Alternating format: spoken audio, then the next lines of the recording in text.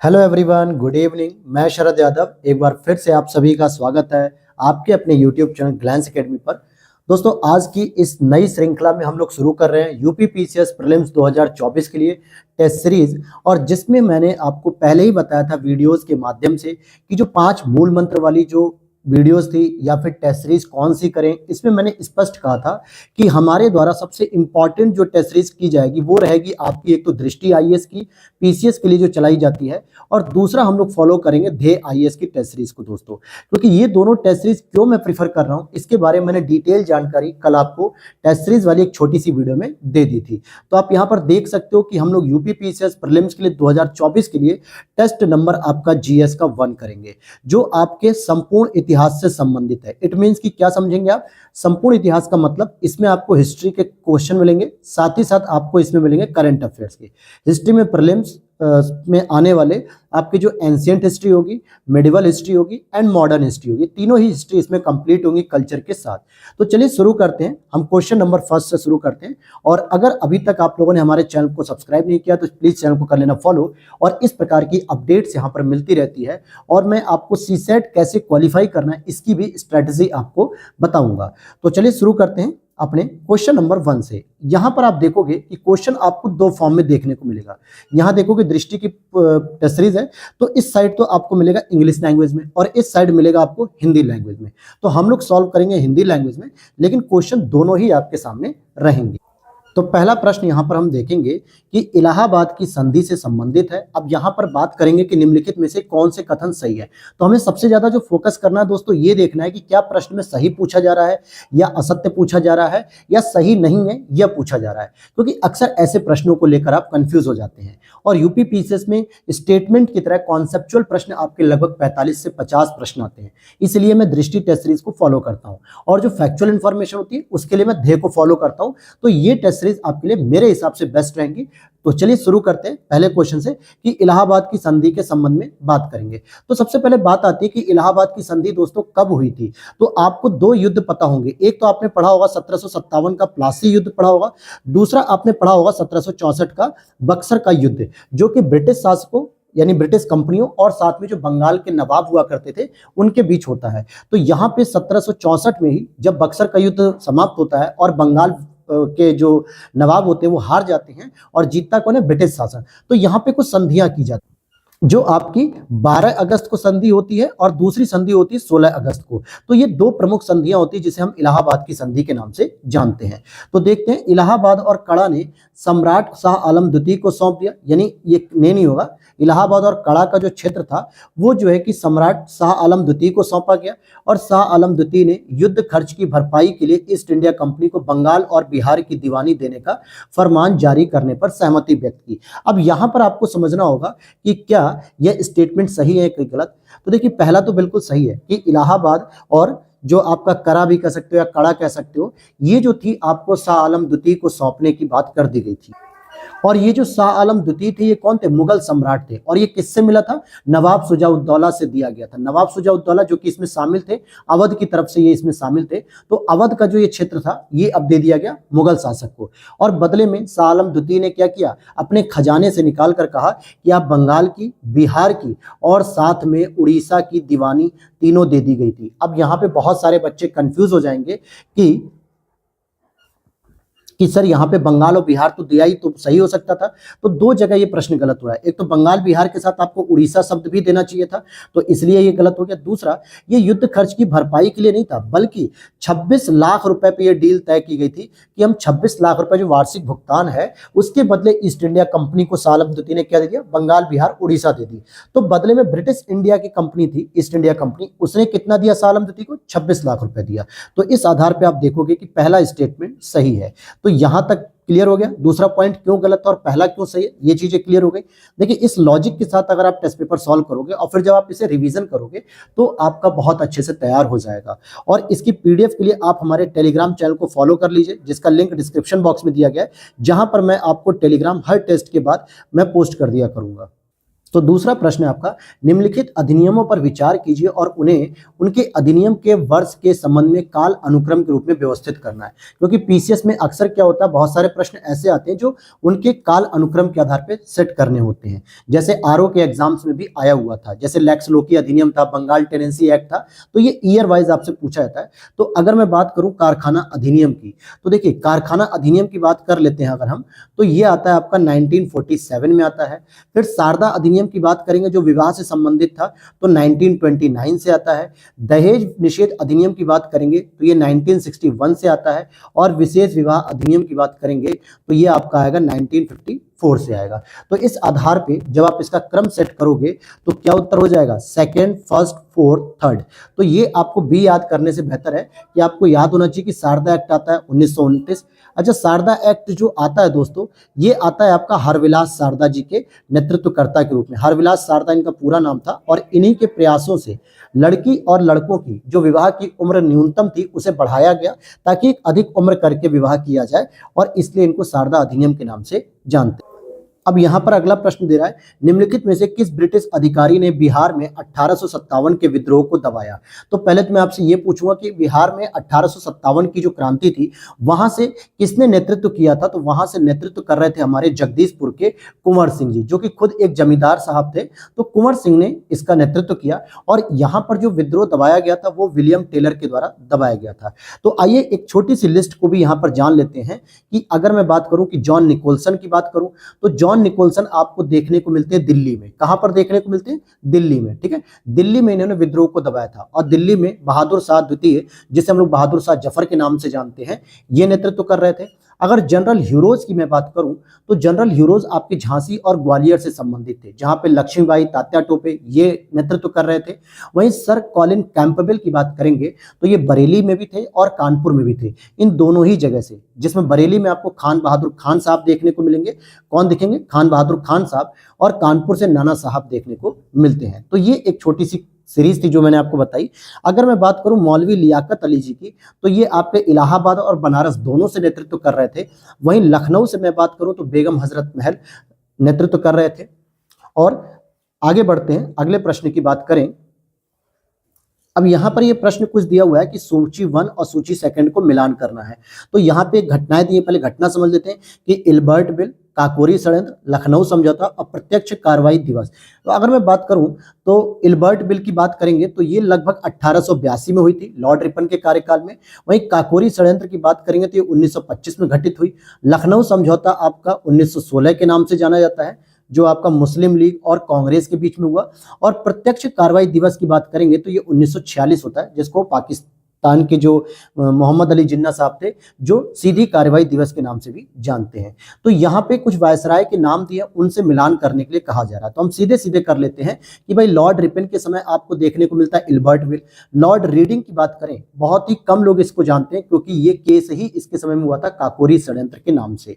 तो काकोरी षड्यंत्र होता है। और जो 1916 में आपका लखनऊ समझौता हुआ, जिसमें लॉर्ड चेम्सफोर्ड थे, क्योंकि आपने सुना होगा मॉन्टेग्यू चेम्सफोर्ड अधिनियम 1919, तो वो इस समय थे। और लॉर्ड बेवल की बात करेंगे तो ये आपके 1945-46 में थे, जिस समय प्रत्यक्ष कार्रवाई दिवस या सीधी कार्रवाई दिवस मुस्लिम लीग के द्वारा मतलब की गई थी।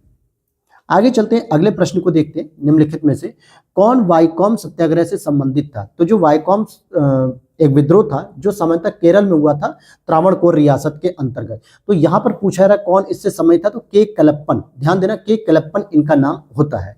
अगर हम बात करें कि ये जो विद्रोह था वाइकॉम, तो ये मुख्य रूप से किससे किया गया था, ये इजवा जनजाति जो थी, ध्यान देना कि जो इजवा जनजाति थी, ये एक्स्ट्रा जो बातें मैं बता, तो इनको बिल्कुल ध्यान से सुनना क्योंकि यही सारे प्रश्न पूछ लिए जाते हैं। देखिए मैं इजवा नहीं लिख पा रहा हूं, बताइए, ठीक है। इजवा जनजाति और साथ में एक पुलाया जनजाति थी। तो इनके द्वारा जो निम्न जातियों को दूषित माना जाता था, तो ऊंची जातियों से दूर रखने के लिए बहुत सारे नियम बनाए गए। तो इनके द्वारा ही जो ब्राह्मण समुदाय था या उनके खिलाफ ये एक आंदोलन चलाया गया था वाइकॉम। और ये कहाँ पे हुआ, त्रावणकोर की रियासत में हुआ, अर्थात केरल में ये शुरू किया गया। और इस समय 2024 में आपके वायकॉम की शताब्दी मनाई गई है। तो इट मीन्स कि क्या समझ में आता है आपको कि ये जो विद्रोह था ये 1914 में शुरू हुआ, तो 2024 का ये लेटेस्ट करंट अफेयर्स का भी प्रश्न हो सकता है, तो इसलिए इसको बिल्कुल ध्यान रखना। और के कलप्पन की अगर मैं बात कहूँ तो इसे केरल के गांधी के नाम से जाना जाता है, यानी कि जैसे हमारे भारत के गांधी जी प्रसिद्ध हैं, वैसे केरल गांधी के नाम से भी इन्हें जाना जाता है। आगे चलते हैं, निम्नलिखित में से प्रश्नों की बात करेंगे। तो इसमें कहा जा रहा है कि अभिकथन की बात करें तो डच और अंग्रेजी ईस्ट इंडिया कंपनी दोनों ने मसूलीपट्टनम शहर को नियंत्रित करने का प्रयास किया था। यह 17वीं शताब्दी में पश्चिमी तट पर सबसे महत्वपूर्ण बंदरगाह माना जाता है। अब यहाँ पर देखिए आप गलती करेंगे, बिल्कुल करेंगे, क्योंकि मसूलीपट्टनम आपने बहुत सुना है, मछलीपट्टनम भी कहते हैं, मसूलीपट्टनम भी कहते हैं, लेकिन ये पश्चिमी तट पे नहीं है। पहली बात हमें समझ में आनी चाहिए कि ये पूर्वी तट पर है, अर्थात कृष्णा नदी के डेल्टा पर यह पाया जाता है। मुख्य रूप से हम इसे कहते हैं आंध्र प्रदेश में पाया जाता है और ये आंध्र तट कहलाता है। तो दूसरा स्टेटमेंट तो गलत हो गया, और जैसे ही आप देखोगे आर गलत वाला आंसर तो आपको सी मिल जाएगा, क्योंकि पहला स्टेटमेंट बिल्कुल सही है दोस्तों कि मसूलीपट्टनम पे आप देखोगे 1611 ईस्वी में अंग्रेजों ने भी अपनी कंपनी बनाई थी और डच ने भी अपनी कंपनी बनाई थी, पुर्तगालियों ने भी बनाई थी। तो कह सकते हैं कि जो मसूलीपट्टनम था ये एक इंडस्ट्रियल डेवलपमेंट का क्षेत्र था, बहुत ही आर्थिक गतिविधियां होती थी। तो जितनी भी भारत में कंपनियां आई, चाहे वो पुर्तगाली थी, डच थी, फ्रांसिस थी, डेनिश थी, अंग्रेजी थी, सभी ने मसूलीपट्टनम पे कहीं ना कहीं किसी न किसी समय में अपनी इंडस्ट्री को ओपन किया। लेकिन ये बंदरगाह पूर्वी तट पे था, न कि पश्चिमी तट पे, कृष्णा नदी डेल्टा में, तो इसलिए सी हो जाएगा। अगला प्रश्न अगर हम बात करें 7वें नंबर की बात करते हैं, तो जिसमें पूछा जा रहा है निम्नलिखित में से कौन सी घटना लॉर्ड कर्जन के कार्यकाल में नहीं हुई थी। तो यहां पूछा जा रहा नहीं, तो बंगाल का विभाजन 1905 में इसी के द्वारा किया गया। भारतीय लोक सेवा मंडल का गठन अगर हम कहें तो भी इसी ने किया था। अकाल आयोग की स्थापना इसी के द्वारा की गई, लेकिन हंटर आयोग का गठन इसके द्वारा नहीं की गई थी। अब यहाँ पे हंटर आयोग दो बार आता है, एक आपको मिलेगा 1817 के आसपास जो एजुकेशन से संबंधित है, और दूसरा आपको मिलेगा 1919 में जो आपके जलियांवाला बाग हत्याकांड की जांच के लिए गठित किया गया था। इस दोनों ही समय आपके लॉर्ड कर्जन नहीं थे, इसलिए 7 का डी हो जाएगा। लेकिन यहाँ पर जो पूछा जा रहा है, सॉरी एक छोटी सी यहाँ पे करेक्ट कर लीजिएगा, जो हंटर आयोग था ये आपका 1882 में था, एजुकेशन से रिलेटेड, ठीक है, 1882। तो ये प्राथमिक और माध्यमिक शिक्षा से संबंधित था। अगले प्रश्न को देखते हैं हम लोग, क्वेश्चन नंबर 8 को देखते हैं। वीडियो अच्छी लग रही है तो लाइक कर देना दोस्तों, और साथ में जो एक्स्ट्रा फैक्ट मैं बता रहा हूं उसे ध्यान से सुनते रहना, क्योंकि वही चीजें आपको फिर प्रश्न के रूप में मिल जाएंगी। मैंने आपको बताया था ना कि 10,000 MCQs करके जाने हैं तभी आपका प्रीलिम्स निकलेगा, और वो कैसे होंगे 10,000, इसके बारे में भी मैंने डिटेल से बताया था कि कैसे हम 10,000 MCQs कंप्लीट करते हैं, क्योंकि प्रश्न के साथ जो एक्स्ट्रा फैक्ट बता रहा हूं वो सारे भी उसमें ऐड होते हैं। तो क्वेश्चन नंबर 8 देखें, लाला लाजपत राय जी के संदर्भ में निम्नलिखित कथनों में से कौन सा कथन सही है। उन्होंने वर्ष 1921 में सर्वेंट्स ऑफ पीपल सोसाइटी की स्थापना की थी क्या? तो हम कहेंगे, आगे देखते हैं, उन्होंने स्वराज पार्टी के गठन में भी भाग लिया था। कैसा प्रश्न पूछ रहा है, स्वराज पार्टी के गठन में भी। आपको याद होगा कि स्वराज पार्टी के लिए आप बस इतना ही जानते हो कि देशबंधु चित्तरंजन दास और मोतीलाल नेहरू जी ने स्थापना की थी 1921-22 में, लेकिन आपको ये पता ही नहीं होगा कि लाला लाजपत राय भी इसमें शामिल थे। तो मैं कहूंगा दूसरा स्टेटमेंट भी सही है और पहला स्टेटमेंट भी सही है। Servants of people society, servants of people society की बात की जा रही है, और जो आपकी 1905 में सर्वेंट सोसाइटी ऑफ इंडिया जो खोली गई थी वो आपके गोपाल कृष्ण गोखले ने खोली थी, लेकिन यहाँ पे पूछा रहा है सर्वेंट्स ऑफ पीपल सोसाइटी, ठीक है। तो ये आपकी लाला लाजपत राय ने की थी, और इन्हें पंजाब केसरी या पंजाब का शेर भी कहा जाता है। तो इसलिए सी ऑप्शन हो जाएगा, दोनों स्टेटमेंट यहाँ पर सही हो जाएगा। अगला प्रश्न है आपका, श्रमिक आंदोलन की शुरुआत से पहले भारत का पहला श्रमिक नेता किसे माना जाता है? तो भाई श्रमिक आंदोलन की जब भी शुरुआत हुई उससे पहले हम मान के चलेंगे कि किसे माना जाता है, तो एनएम लोखंडे को माना जाता है। किसको माना जाता है? एनएम लोखंडे, यानी नारायण मेघाजी लोखंडे को माना जाता है। और 1890 में, ध्यान देना, 1890 में बॉम्बे मिल हैंड्स एसोसिएशन की स्थापना की, जो भारत का पहला संगठित श्रमिक संघ था। क्या नाम मैंने बताया इसका? कि बॉम्बे, ध्यान से सुनना जरा इस नाम को, बॉम्बे मिल हैंड्स एसोसिएशन की स्थापना की, और ये मराठी में दीनबंधु नामक पत्रिका का भी प्रकाशन करते थे। तो जो बॉम्बे मिल हैंड्स एसोसिएशन था ये भारत का पहला संगठित श्रमिक संघ था, जो कि श्रमिक संघ आंदोलन से पहले का एस्टैब्लिश किया जा चुका था। फिर आगे देखते हैं, अब इसमें कुछ और भी एक्स्ट्रा फैक्ट ऐड करेंगे। जैसे लाला लाजपत राय की बात करेंगे तो इनकी एक सबसे प्रसिद्ध पुस्तक है जो कई बार आप लोग गलत कर जाते हैं कंफ्यूजन में होके, तो इनकी सबसे फेमस पुस्तक है अनहैप्पी इंडिया। क्या मैंने बताया आपको, अनहैप्पी इंडिया, ये इनकी सबसे फेमस पुस्तक है। और एक दूसरी इनकी पुस्तक है the story of my deportation, the story of my deportation, ये लाला लाजपत राय की ही पुस्तक है। और बात करेंगे वीपी वाडिया साहब की, तो इन्होंने मद्रास श्रमिक संघ का गठन किया था। यह भारत के पहले संगठित श्रमिक संघों में से एक था। तो इन्होंने किसको गठित किया था, मद्रास। ये एक था, मतलब कि बहुत सारे हो चुके थे लेकिन उनमें यह भी प्रमुख था, लेकिन एनएम लोखंडे वाला सबसे पहला माना जाता है। ठीक है। और ये स्वराब जी जो लिखा हुआ है, सापुर जी बंगाली, ये भारतीय एम्बुलेंस कोर में शामिल होने वाले पहले व्यक्ति जिसका गठन युद्ध की घोषणा के समय लंदन में किया गया था, और उन्होंने नेटली में बीमारों और घायलों की सेवा की थी। अगला प्रश्न यहाँ पे पूछा जा रहा है आपसे, जमींदारों से संबंधित है। क्या पूछा जा रहा है कि जमींदारी प्रथा के संदर्भ में निम्नलिखित कथनों में से कौन सा सही नहीं है। इसने निश्चित किराए या अधिभोग किराए अधिकारों के प्रावधान के बिना सदस्यों के भूमि अधिकारों को स्थायी रूप से स्थापित कर दिया था। इसे वर्ष 1793 में लॉर्ड कॉर्नवालिस द्वारा स्थायी बंदोबस्त के माध्यम से पेश किया गया था। इस व्यवस्था के अंतर्गत भू राजस्व सीधे किसानों से वसूला जाता था, ध्यान देना, और यह बंगाल, बिहार, उड़ीसा में प्रचलित था। तो देखिए, ये मुख्य रूप से बंगाल, बिहार, उड़ीसा में जमींदारी व्यवस्था थी, इसीलिए बिहार और पश्चिम बंगाल में जमींदारों का एक नया वर्ग उदय हुआ।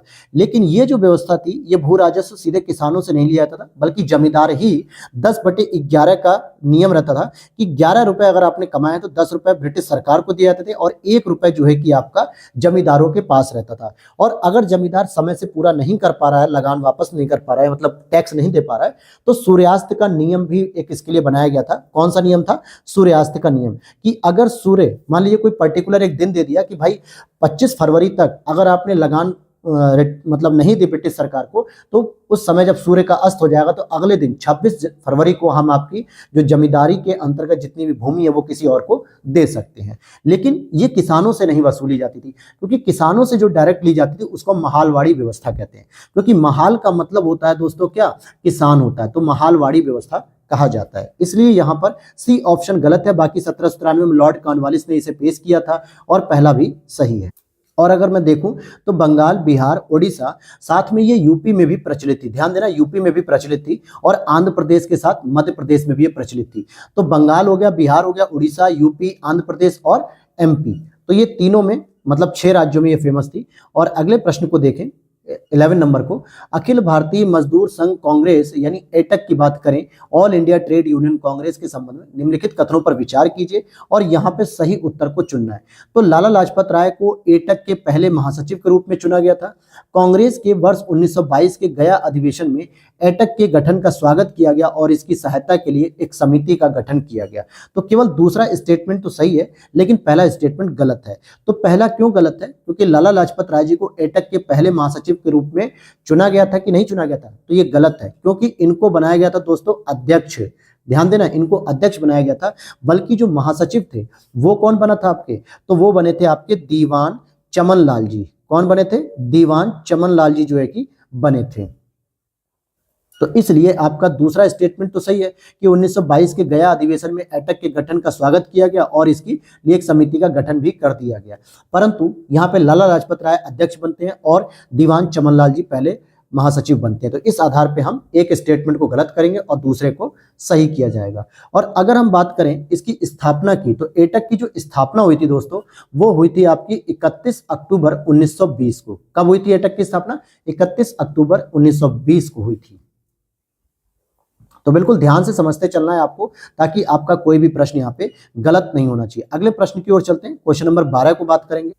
नेक्स्ट है यहाँ पे प्रश्न, निम्नलिखित घटनाओं पर विचार करना है और उसका सही काल अनुक्रम लगाना है। जैसे हंटर शिक्षा आयोग, अभी मैंने आपको बताया था डब्ल्यू हंटर के द्वारा, यह 1882 में आता है, प्राथमिक और माध्यमिक शिक्षा पर फोकस करते हुए।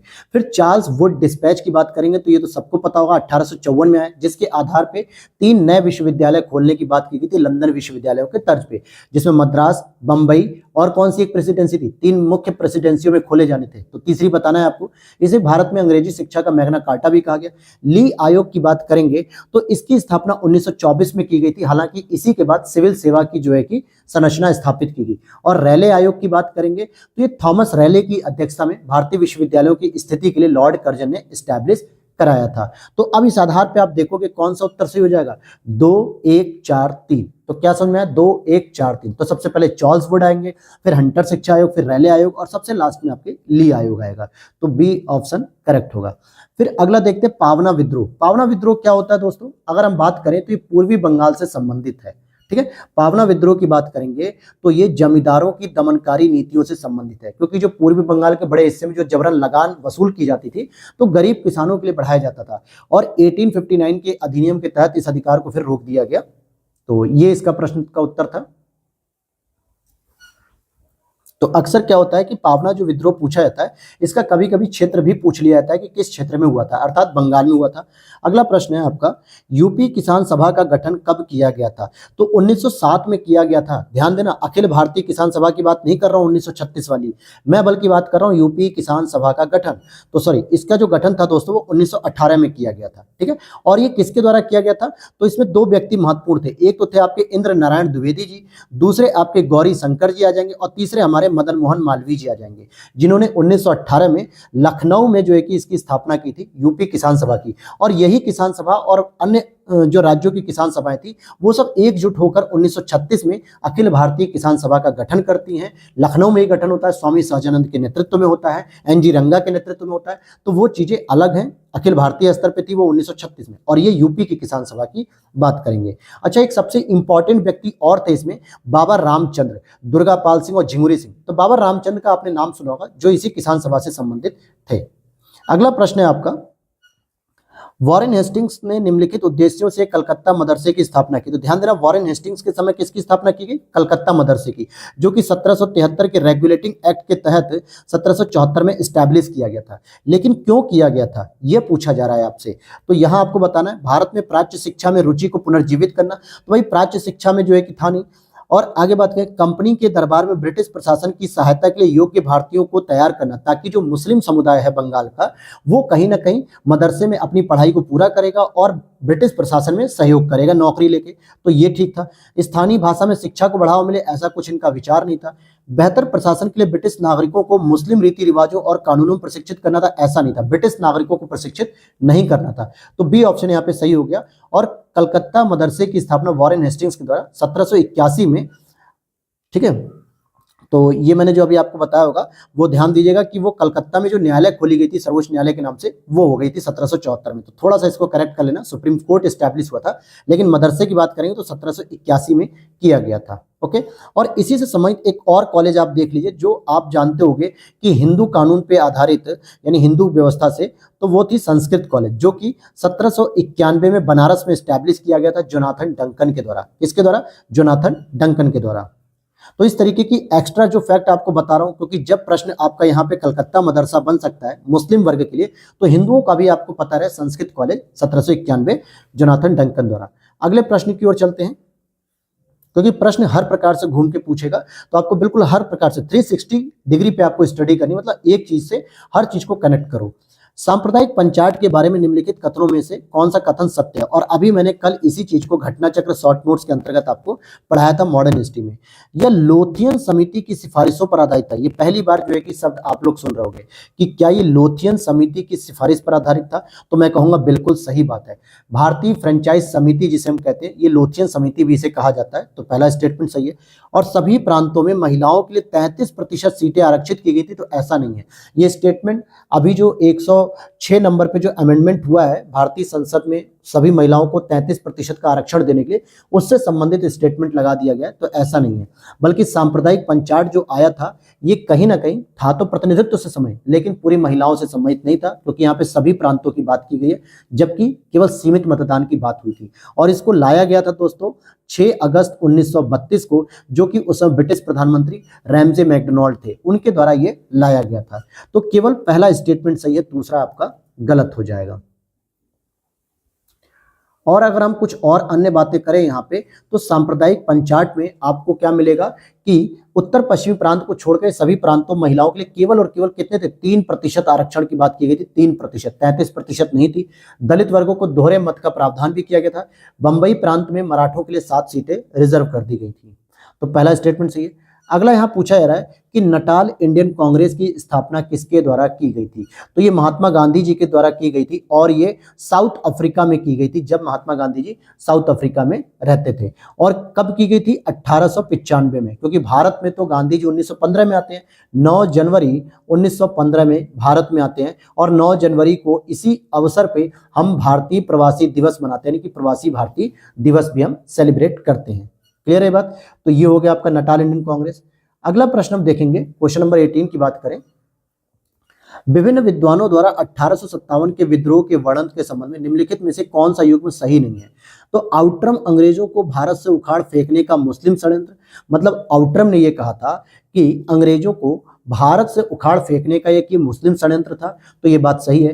कार्ल मार्क्स ने कहा था अंग्रेजों द्वारा पूर्व में ही प्रारंभ सामाजिक प्रगति का यह विस्तार है, यह भी सही है। आर होम्स ने कहा था ईसाई धर्म के खिलाफ युद्ध है क्या?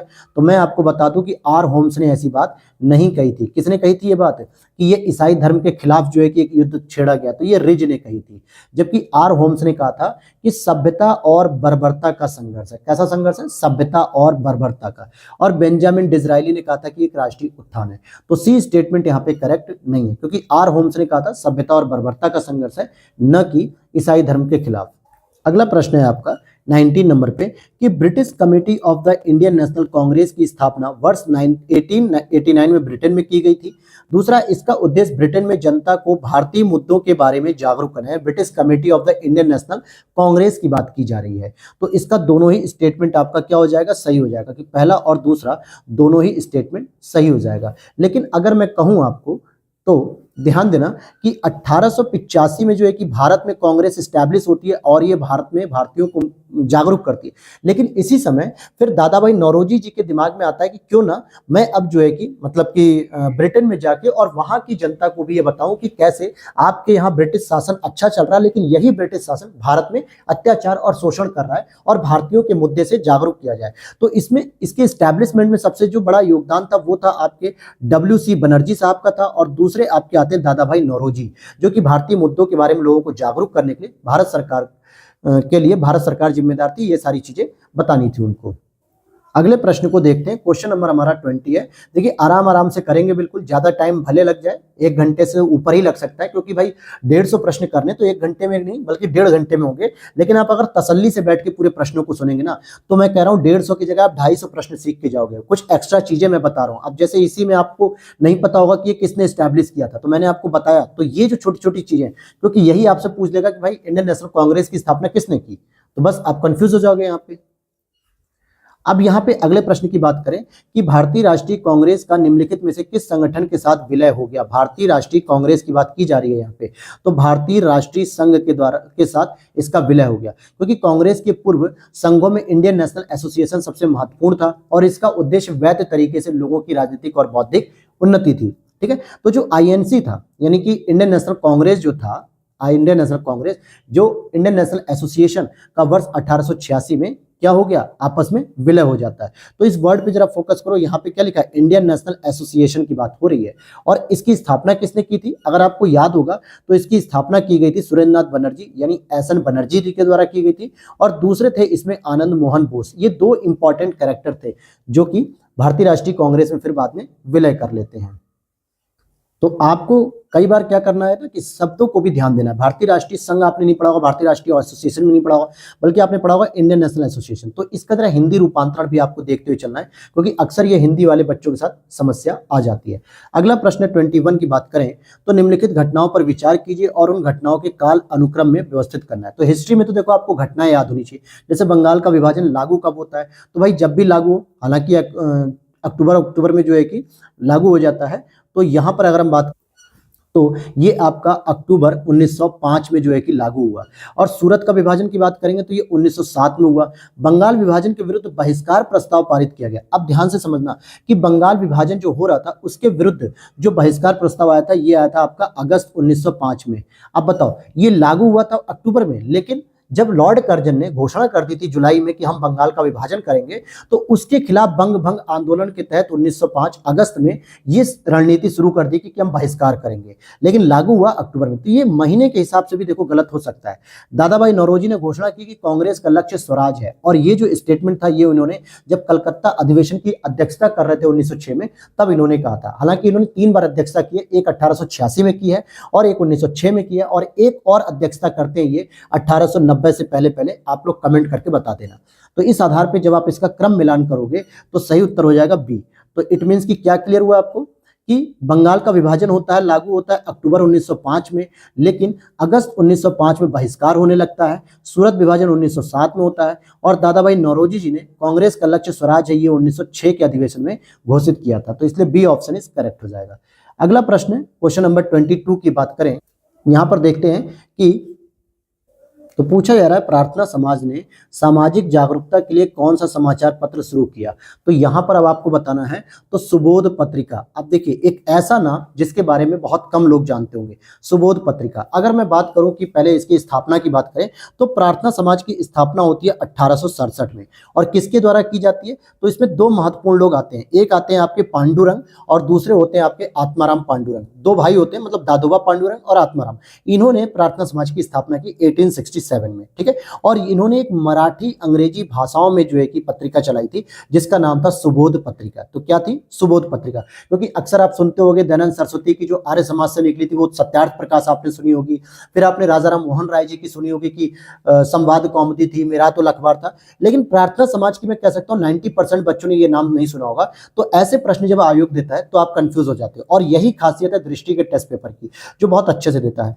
अगर हम बात करें बंगदूत की, तो ये जो पत्रिका थी ये राजा राम मोहन राय और द्वारकानाथ टैगोर जी की थी। अगर दिग्दर्शन की बात करें, इसकी दिग्दर्शन अगर इसकी बात की जाए तो ये भी एक मराठी पत्रिका के जनक हैं वो है बाल शास्त्री जाम्बेकर, बाल शास्त्री जाम्बेकर। और बंग दर्शन की बात करेंगे तो ये बंकिम चंद्र चटर्जी से संबंधित है। तो बंगदूत और बंग दर्शन दोनों में अंतर है। बंगदूत आपके द्वारकानाथ टैगोर और राजा राम मोहन राय जी चला रहे हैं, दिग्दर्शन को बाल शास्त्री जाम्बेकर चला रहे हैं, और बंग दर्शन को बंकिम चंद्र चटर्जी चलाते हैं। और सुबोध पत्रिका किसके द्वारा थी? प्रार्थना समाज के द्वारा। आगे देखते हैं हम टीपू सुल्तान के बारे में कि टीपू सुल्तान की मृत्यु के बाद मैसूर राज्य में क्या परिवर्तन आया। ये बहुत अच्छा प्रश्न है दोस्तों, बहुत अच्छा है। तो समझ लेते हैं इसको जरा कि मैसूर का नया राज्य कृष्णराज तृतीय को सौंप दिया गया, और जिन्होंने सहायक संधि स्वीकार कर ली थी। क्योंकि आपको पता होना चाहिए कि जो टीपू की मृत्यु हुई थी, पता है ना आपको टीपू की मृत्यु कब हुई थी?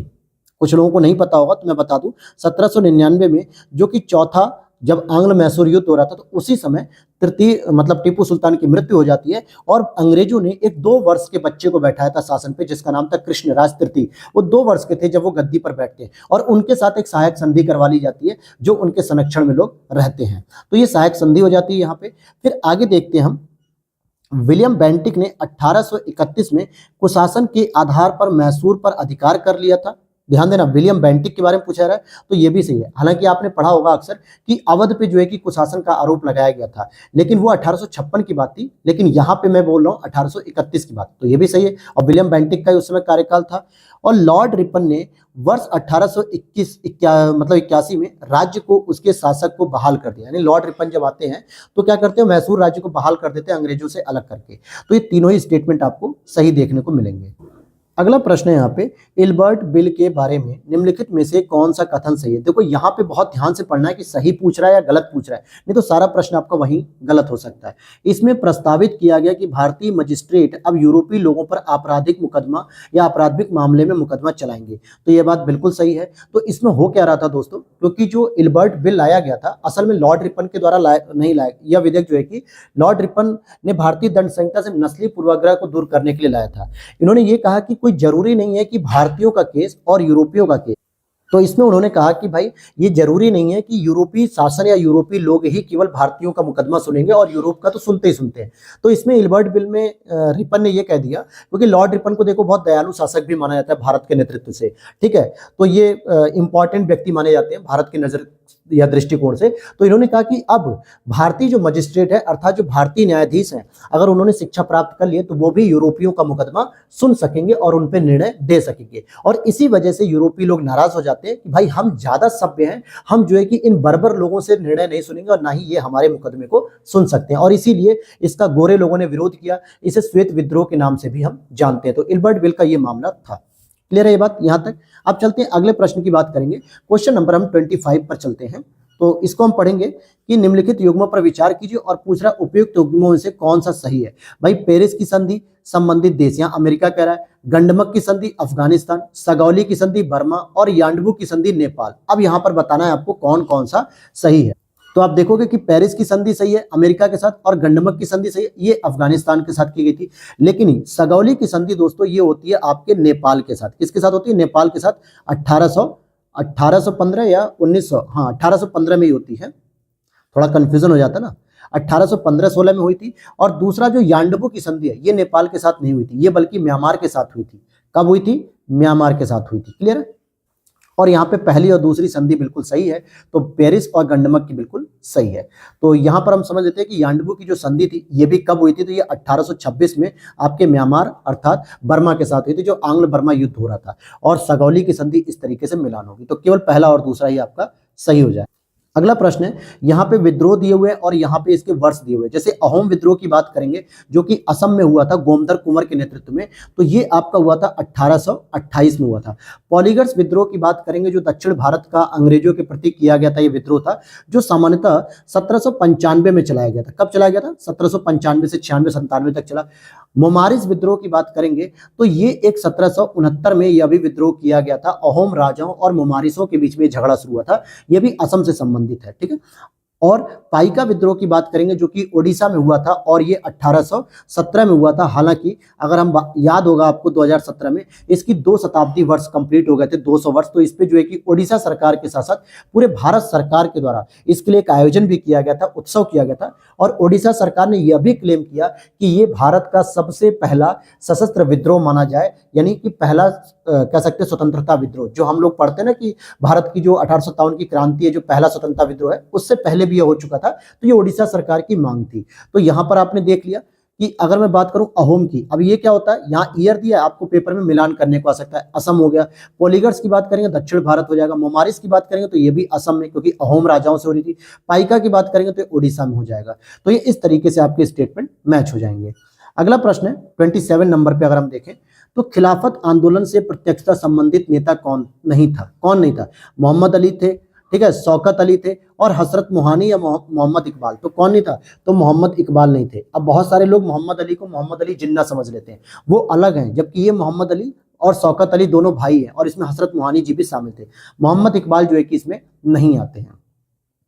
आगे चलें, अगर हम अगले बात पे करें तो अगला प्रश्न है आपका, निम्नलिखित में से किस संधि ने द्वितीय आंग्ल मराठा युद्ध का मार्ग प्रशस्त किया? तो जो दूसरी आंग्ल मराठा युद्ध हुआ, तो पहले तो आपको यह पता होना चाहिए कि दूसरा आंग्ल मराठा युद्ध दोस्तों होता कब है। अगर आपने इसके बारे में जाना होगा तो आप उस संधि को भी बता सकते हो। तो बेसिन की जो संधि होती है, जिसे हम बसीन की संधि बोलते हैं, 1802 में। ठीक है, 1802 में जो हुई थी, और ये बाजीराव द्वितीय और अंग्रेजों के बीच में हुई थी, जिसकी वजह से दूसरे आंग्ल मराठा युद्ध का आधार बन जाता है। और अगर हम बात करें तीसरे आंग्ल मराठा युद्ध और पेशवा और अंग्रेजों के बीच में जब हुई थी, तो वो पूना की संधि हुई थी, और ये अंतिम था 1817 में। और इसके बाद जब पूना की संधि होती है तो अंग्रेज जो है कि मराठा को जीत लेते हैं और कहते हैं कि अब मराठा में कोई भी पेशवा जैसी संधि, मतलब पेशवा जैसा कोई पद नहीं रहेगा। वडगांव की संधि की बात करेंगे तो ये आपका 1779 यानी कि 1779 में हुई थी, और ये महादजी सिंधिया की कमान में मराठों ने प्रथम आंग्ल मराठा जब युद्ध जीता था। क्लियर हो गई ये बात? आगे चलते हैं अगर हम, और ये जो आपकी सूरत की संधि छूट रही है, तो ये ध्यान देना, सूरत की संधि आपकी 1775 में हुई थी। ठीक है, ये पहले आंग्ल मराठा युद्ध के दौरान हुई थी। अगला प्रश्न है आपका, निम्नलिखित में से किसने प्राउड रिजर्व की नीति अपनाई थी? किसने अपनाई थी भाई? प्राउड रिजर्व की नीति की बात करेंगे तो ये लॉर्ड लिटन के द्वारा अपनाई गई थी, जो कि 1876 में भारत के जब वायसराय बने थे तो इन्होंने प्राउड रिजर्व की एक नीति अपनाई थी, जिसका उद्देश्य था वैज्ञानिक सीमाएं निर्धारित करना और प्रभाव के क्षेत्रों की सुरक्षा करना। अगला प्रश्न आपका क्वेश्चन नंबर 30 की बात करेंगे। हम पूछा जा रहा है यहाँ पे, असहयोग आंदोलन के दौरान मोतीलाल नेहरू, सी.आर. दास, सी. राजगोपालाचारी और अरुणा आसफ अली जैसे कई वकीलों ने अपनी वकालत छोड़ दी थी। तो यहाँ पूछा रहा है असहयोग आंदोलन के दौरान। याद होगा कि 1920 के दौरान ही बहुत सारे लोगों ने अपनी वकालत को छोड़ दिया था, अगर आपको पता होना चाहिए, मैंने पढ़ाया है कल अपने शॉर्ट नोट्स घटना चक्र में।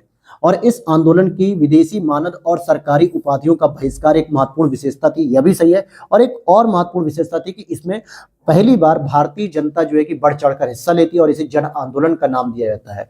तो इसलिए दोनों स्टेटमेंट सही है और इसकी व्याख्या भी बिल्कुल सही की जाती है। अगले प्रश्न को देखते हैं। अगर हम क्वेश्चन नंबर हम बात करेंगे 31 की, तो इसको देखते हैं। पूछा जा रहा है निम्नलिखित में से किसने सबसे पहले भारत के लिए संविधान बनाने के लिए एक संविधान सभा का विचार रखा था। तो भाई संविधान सभा का जो विचार की बात रखी जाएगी ये स्वराज पार्टी के द्वारा रखा गया था। बहुत सारे लोग क्या करेंगे, इसको ढूंढने लगेंगे, आपके मोतीलाल नेहरू जी की नेहरू रिपोर्ट है। हालांकि सबसे पहले संविधान सभा का जो विचार आता है वो स्वराज पार्टी के कार्यकर्ताओं ने ही रखा था, ठीक है। और स्वराज पार्टी के जो कार्यकर्ताओं समूह था 1934 में इन्होंने संविधान सभा की अवधारणा को सबसे पहले रखा था। कब रखा था? 1934 में। और तो और अगर मैं आपको बताते चलूं कि 1936 में कांग्रेस पार्टी ने अपने वर्ष 1935 के जो अधिवेशन में स्वराज पार्टी के द्वारा जो ये विस्तार प्रस्ताव दिया गया था इसको समर्थन भी दिया था। आगे देखते हैं, बोस की बात करेंगे। एससी बोस ने मार्च 1940 में रामगढ़ में एक समझौता विरोधी सम्मेलन बुलाया था जो कि एक संयुक्त प्रयास था। किसका प्रयास था? अगर आपको पता होगा कि ये 1938 में हरिपुरा गुजरात में भी ये जो है कि विजयी रहे थे अध्यक्ष पद के लिए, और 1939 में इन्होंने मध्य प्रदेश त्रिपुरी में भी ये विजयी रहे पट्टाभी सीतारमैया को हरा के। लेकिन त्रिपुरी अधिवेशन को इन्होंने छोड़ दिया और उसके बाद इन्होंने फॉरवर्ड ब्लॉक की स्थापना की। तो उसके बाद रामगढ़ में एक समझौता विरोधी सम्मेलन बुलाया गया जो कि फॉरवर्ड ब्लॉक और किसान सभा इन दोनों के द्वारा बुलाया गया था। तो 1 और 2 यहाँ पर सही स्टेटमेंट हो जाएगा। अगला प्रश्न है निम्नलिखित में से, अब यहां पर आप देखोगे अगला प्रश्न पूछा जा रहा है कि निम्नलिखित युग्मों पर विचार कीजिए कि जो समाचार पत्र पत्रिका है और उनके संपादक या संस्थापक में कौन सही सुमेलित नहीं है। तो इसमें देखोगे हिंदू पैट्रियाट की बात करें तो गिरीश चंद्र घोष बिल्कुल सही है। बंग दर्शन की बात करेंगे तो अभी मैंने आपको बताया था बंगदूत जो राजा राम मोहन राय और देवेंद्र नाथ टैगोर की थी, लेकिन बंग दर्शन आपकी बंकिम चंद्र चटर्जी की है। तो बी ऑप्शन यहाँ पे सही होगा क्योंकि ये गलत मिलान किया हुआ है। भारतीय समाजशास्त्री की बात करेंगे तो श्यामजी कृष्ण वर्मा है, यानी इंडियन सोशियोलॉजी जिसे हम कहते हैं, इंडियन सोसाइटी। और परिदशक की बात करेंगे तो परि विपिन चंद्रा जी की पुस्तक है। अगले प्रश्न को देखें, 34 की बात करते हैं। तो यहाँ पे भी कुछ कथन दिए हुए हैं, जरा इसे पढ़ लेते हैं। तो इसे देखोगे अगर आप, इस एक्ट मतलब गांधी जी ने भारतीय लोगों से 6 अप्रैल 1919 को रॉलेट एक्ट के विरोध में हिंसा दिवस के रूप में मनाने का आह्वान किया था। तो जरा फोकस करना जरा शब्दों पे दोस्तों, क्या हिंसा दिवस गांधी जी कर सकते हैं या नहीं, यहाँ पर फोकस करने वाली बात है बिल्कुल। तो ये बात बिल्कुल सही है, ठीक है, ये भी ध्यान रखना।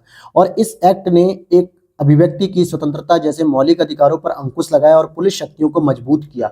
तो यह भी बिल्कुल सही है। तो दोनों स्टेटमेंट सही है क्योंकि गांधी जी ने जो रॉलेट एक्ट था उसके विरोध में हिंसा दिवस मनाने का काम किया। अगला प्रश्न है आपका, निम्नलिखित में से कौन सितंबर 1928 में स्थापित हिंदुस्तान सोशलिस्ट रिपब्लिकन आर्मी के संस्थापक सदस्य थे, जिसको हम लोग HSRA कह सकते हैं, हिंदुस्तान सोशलिस्ट रिपब्लिकन आर्मी कह सकते हो या एसोसिएशन कह सकते हो। तो इसके आप देखोगे भगत सिंह जी देखने को मिलेंगे, इसमें कौन देखने को मिलेगा? भगत सिंह जी देखने को मिलेंगे और साथ में जोगेश चंद्र चटर्जी देखने को मिलेंगे। अगर इसमें एक और नाम ऐड करना चाहूं मैं तो बिल्कुल गलत नहीं होगा, चंद्रशेखर आजाद की बात करूं, क्योंकि ये HRA के संस्थापक सदस्यों में भी थे। HRA हिंदुस्तान रिपब्लिकन एसोसिएशन, जिसने काकोरी षड्यंत्र को अंजाम दिया 1925 में ट्रेन डकैती, लेकिन जब ये वहां से भाग निकलते हैं तो उसके बाद ये 1928 में एक नई दिल्ली फिरोज शाह कोटला मैदान में भगत सिंह के साथ मिलकर HRA में ही एक सोशलिस्ट जो व्यू होता है, विचार होता है भगत सिंह का, उसे ऐड करते हैं और HSRA के नाम से गठन करते हैं। तो चंद्रशेखर आजाद का भी अगर नाम आ जाए तो आपको गलत नहीं करना है। अगर मैं बात करूं इसमें और मुख्य रूप से कौन थे, तो एक सुखदेव थापर जी भी थे, अशफाक उल्लाह खां भी थे इसमें, ठीक है, और चंद्रशेखर आजाद जी का तो मैंने नाम आपको बता ही दिया है।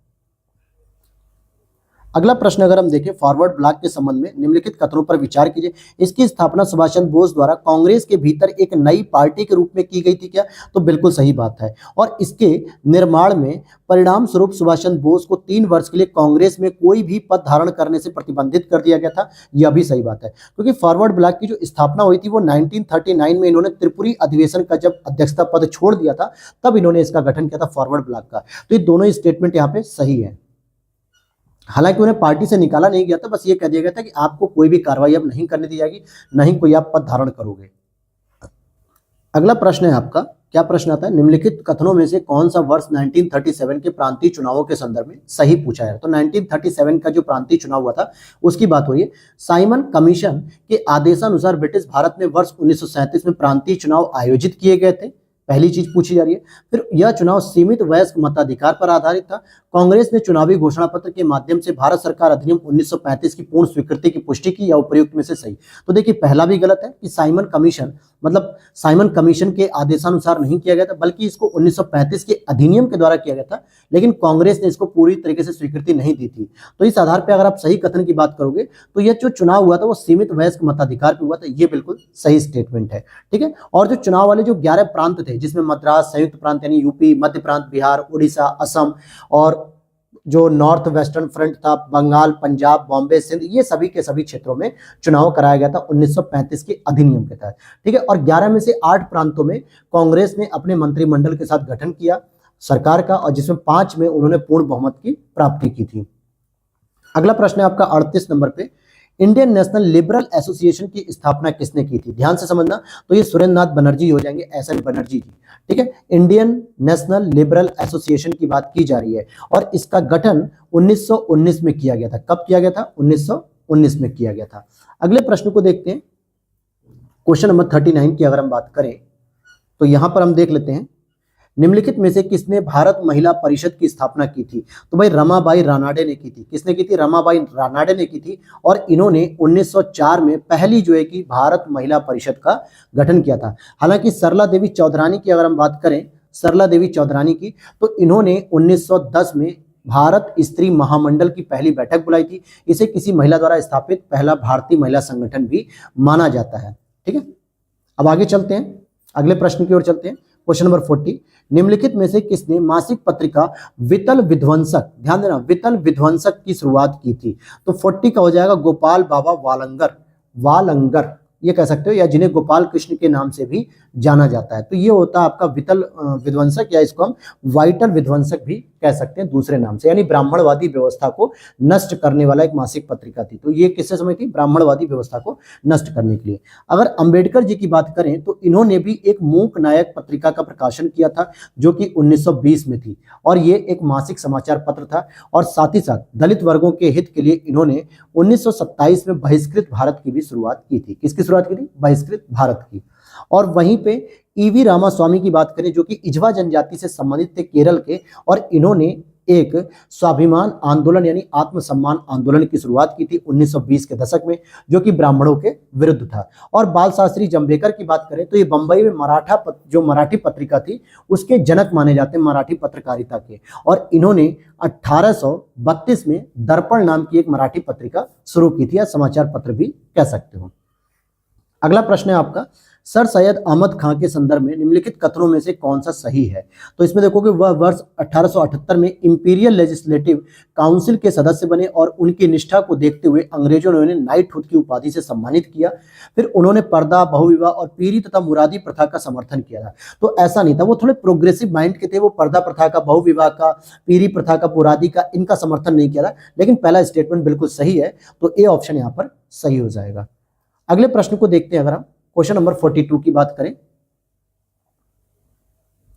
तो इसे अगर आप देखोगे, देवबंद आंदोलन या पंथ के संदर्भ में निम्नलिखित कथनों में से कौन सा सही है। तो इसकी शुरुआत मोहम्मद कासिम ननौतवी तथा रशीद अहमद गंगोही ने की थी। देवबंद आंदोलन जो कि सहारनपुर से शुरू किया था, तो बिल्कुल सही है।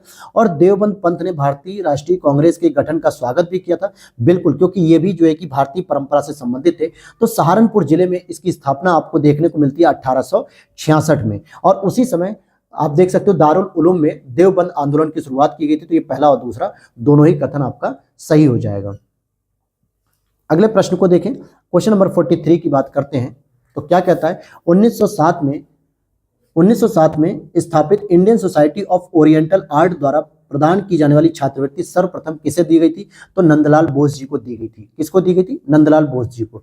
अगले प्रश्न की ओर देखते हैं, 44 क्वेश्चन को अगर हम देखें तो क्या पूछा जा रहा है यहाँ पे, स्टेटमेंट वाइज है कि भारतीय राष्ट्रीय कांग्रेस के नरमपंथी यह समझने में विफल रहे कि अंग्रेजों द्वारा विधान परिषद में किए गए सुधारों का उद्देश्य नरमपंथियों को पुरस्कृत करने के बजाय गर्मपंथियों को अलग थलग करना था। बिल्कुल सही बात है, क्योंकि अंग्रेज चाहते थे कि अब जो नरमपंथी और गर्मपंथी हैं वो आपस में टूट सकते हैं, और जिसका परिणाम हमें 1907 में सूरत अधिवेशन में देखने को मिला। क्योंकि जो अंग्रेजी शासन था उसने क्या किया, उदारवादियों को कहीं ना कहीं जो है कि देना शुरू कर दिया, पुरस्कार देना शुरू कर दिया, उन्हें विधान परिषद में सीट देनी शुरू कर दी, ताकि उन्हें ये लगे कि हाँ अब हमारी भी भागीदारी बढ़ रही है शासन में और हम भी कुछ ना कुछ भारत को आजाद कराने में योगदान कर सकते हैं। लेकिन जो उग्रवादी दल था, लाल बालपाल यानी लाला लाजपत राय, बिपिन चंद्रपाल, अरविंद घोष और बाल गंगाधर तिलक, ये लोग कहते थे कि ये केवल भिक्षावृत्ति है, आपको बस केवल पुरस्कार दिया रहा, सांत्वना पुरस्कार, इससे जो है कि भारत को आजादी नहीं मिलेगी। तो पहला स्टेटमेंट सही है।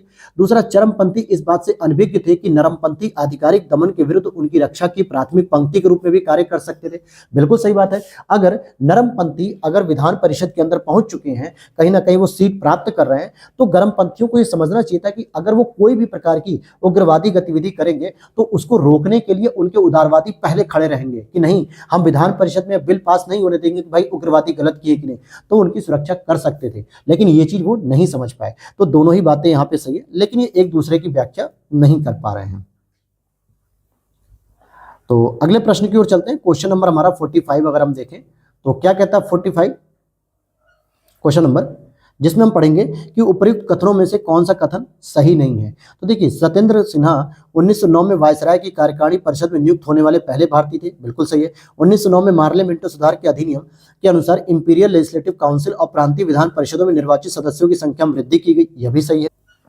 अप्रैल 1906 में बारिंद्र कुमार घोष, भूपेंद्र नाथ दत्त ने साप्ताहिक युगांतर की शुरुआत की थी, यह भी सही है। और बारदोली सत्याग्रह का कारण यूरोपीय नील बागान मालिकों द्वारा लागू की गई तीन कठिया प्रणाली का विरोध था। ध्यान देना, तीन कठिया जो प्रणाली थी दोस्तों, ये चंपारण में हुई थी 1917 में, जिसका गांधी जी ने विरोध किया। बारदोली सत्याग्रह में ऐसा कोई भी कांड नहीं था। समझ गए एक बात। और इस सरदार वल्लभ भाई पटेल जी के नेतृत्व में किया गया था बारदोली सत्याग्रह। अगले प्रश्न को देखें। वर्ष 1905 में लंदन में इंडियन होम रूल सोसाइटी की शुरुआत किसने की थी? तो भाई इंडियन होम रूल सोसाइटी की शुरुआत तो श्यामजी कृष्ण वर्मा जी के द्वारा की गई थी, और ये कहीं ना कहीं क्रांतिकारियों के शरण स्थल भी थी। शरणार्थी मतलब कि यहाँ पे क्रांतिकारी आते थे और रुकते भी थे। ठीक है। अगर एनी बेसेंट की बात करें तो ये भारत की पहली मतलब कि ये पहली महिला अध्यक्ष बनती है कांग्रेस की 1917 में, और इन्होंने न्यू इंडिया और कॉमनवेल्थ जैसे समाचार पत्र को भी शुरू किया था। आगे बात करें गदर पार्टी की, अगर हम बात करेंगे तो गदर पार्टी के संबंध में, इसका मुख्यालय वैंकूवर में स्थित था और इसकी अन्य शाखाओं में अमेरिकी तटीय और सुदूर पूर्व क्षेत्र तक विस्तृत थी, यह भी सही है। इसके सदस्यों का उद्देश्य भारत में विद्रोह की शुरुआत करना था। 1914 में दो घटनाएं, कामागाटा मारू घटना और प्रथम विश्व युद्ध की शुरुआत से ही इसे अपने उद्देश्यों के लिए काफी प्रोत्साहन किया, तो यह भी सही है। दोनों स्टेटमेंट सही है। हालांकि इसकी स्थापना 1913 में की गई थी और गदर नाम की पत्रिका सबसे पहले उर्दू में निकलती है, फिर उसके बाद गुरुमुखी और हिंदी जैसे अन्य भाषाओं में निकलना शुरू होती है। तो यह क्रांतिकारी संगठन था, यानी क्रांतिकारी के रूप में से काउंट किया जाता है। अगले प्रश्न को देखते हैं। निम्नलिखित में से किसका संबंध वर्ष 1915 की Berlin committee for Indian independence से नहीं था? मतलब कि जो 1915 की बर्लिन कमेटी के बारे में बात करें तो गुरुबख्श सिंह ढिल्लों का नहीं था, जबकि वीरेंद्र नाथ चट्टोपाध्याय, भूपेंद्र नाथ दत्ता और लाला हरदयाल जी का इससे संबंध था। अगले प्रश्न को देखते हैं। 49 की बात करेंगे अगर हम, तो इस प्रश्न को देखते हैं। कौन सा कथन सही नहीं है? यहां पे यह पूछा जा रहा है। तो वर्ष 1813 के चार्टर अधिनियम के अनुसार राजस्व प्रशासन को न्यायपालिका के कार्यों से अलग कर दिया गया, बिल्कुल सही बात है। 1813 के चार्टर अधिनियम के अनुसार भारत में व्यापार पर कंपनी का एकाधिकार समाप्त हो गया, केवल चीन के साथ चाय का व्यापार रह गया था, यह भी सही है। और 1793 के चार्टर अधिनियम के द्वारा बंगाल, मद्रास, बॉम्बे और अन्य सभी क्षेत्रों को गवर्नर जनरल के पूर्ण नियंत्रण में दे दिया गया, यह भी सही है। 1861 के भारतीय परिषद अधिनियम द्वारा ब्रिटिश अधीन भारत सरकार के कार्यकारी व विधायी कार्यों को अलग कर दिया गया, तो यही बात गलत है यहाँ पे। ठीक है, ये स्टेटमेंट आपका गलत है। आगे देखते हैं। कारावास में डाले जाने वाले पहले पत्रकार कौन थे? तो ध्यान से समझना आपको कि कारावास में जो सबसे पहले डाले गए थे पत्रकार वो थे सुरेंद्रनाथ बनर्जी। कौन थे? सुरेंद्रनाथ बनर्जी। अगले प्रश्न को देखते हैं हम। अब जरा एंशिएंट की ओर हम थोड़ा सा बढ़ेंगे। तो एंशिएंट की ओर बढ़ेंगे तो बुर्ज होम पुरातत्व स्थल से नवपाषाण युग के अस्थि निर्मित औजारों की जानकारी मिलती है, और यह स्थल कहाँ पे है? तो बुर्ज होम की बात करें तो ये आपको देखने को मिलेगा जम्मू कश्मीर में। ठीक है, चारों वेदों में सबसे लघु वेद कौन सा है? देखो, सबसे पुराना वेद नहीं पूछा जा रहा है, सबसे लघु वेद की बात की जा रही है, ठीक है। तो लघु वेद की अगर हम बात करें तो ये आपका हो जाएगा साम वेद, क्योंकि यही सबसे छोटा वेद माना जाता है। अगले प्रश्न की ओर देखें, किस पाषाण युग के लोगों की चित्रकला में सबसे अधिक रुचि थी? किस पाषाण युग के लोगों की, मतलब लोगों की चित्रकला में युग थी?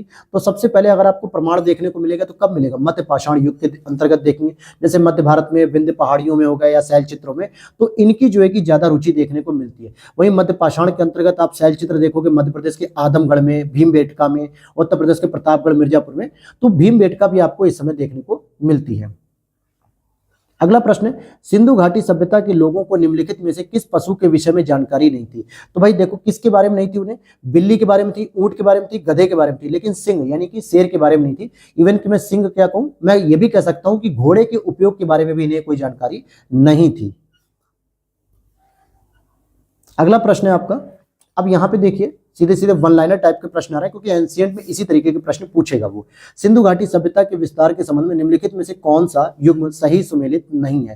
तो भाई सबसे उत्तरी स्थल मांडा था, बिल्कुल। सबसे दक्षिणी दैमाबाद महाराष्ट्र में। सबसे पश्चिमी सुरकोटदा था, क्या सुरकोटदा था?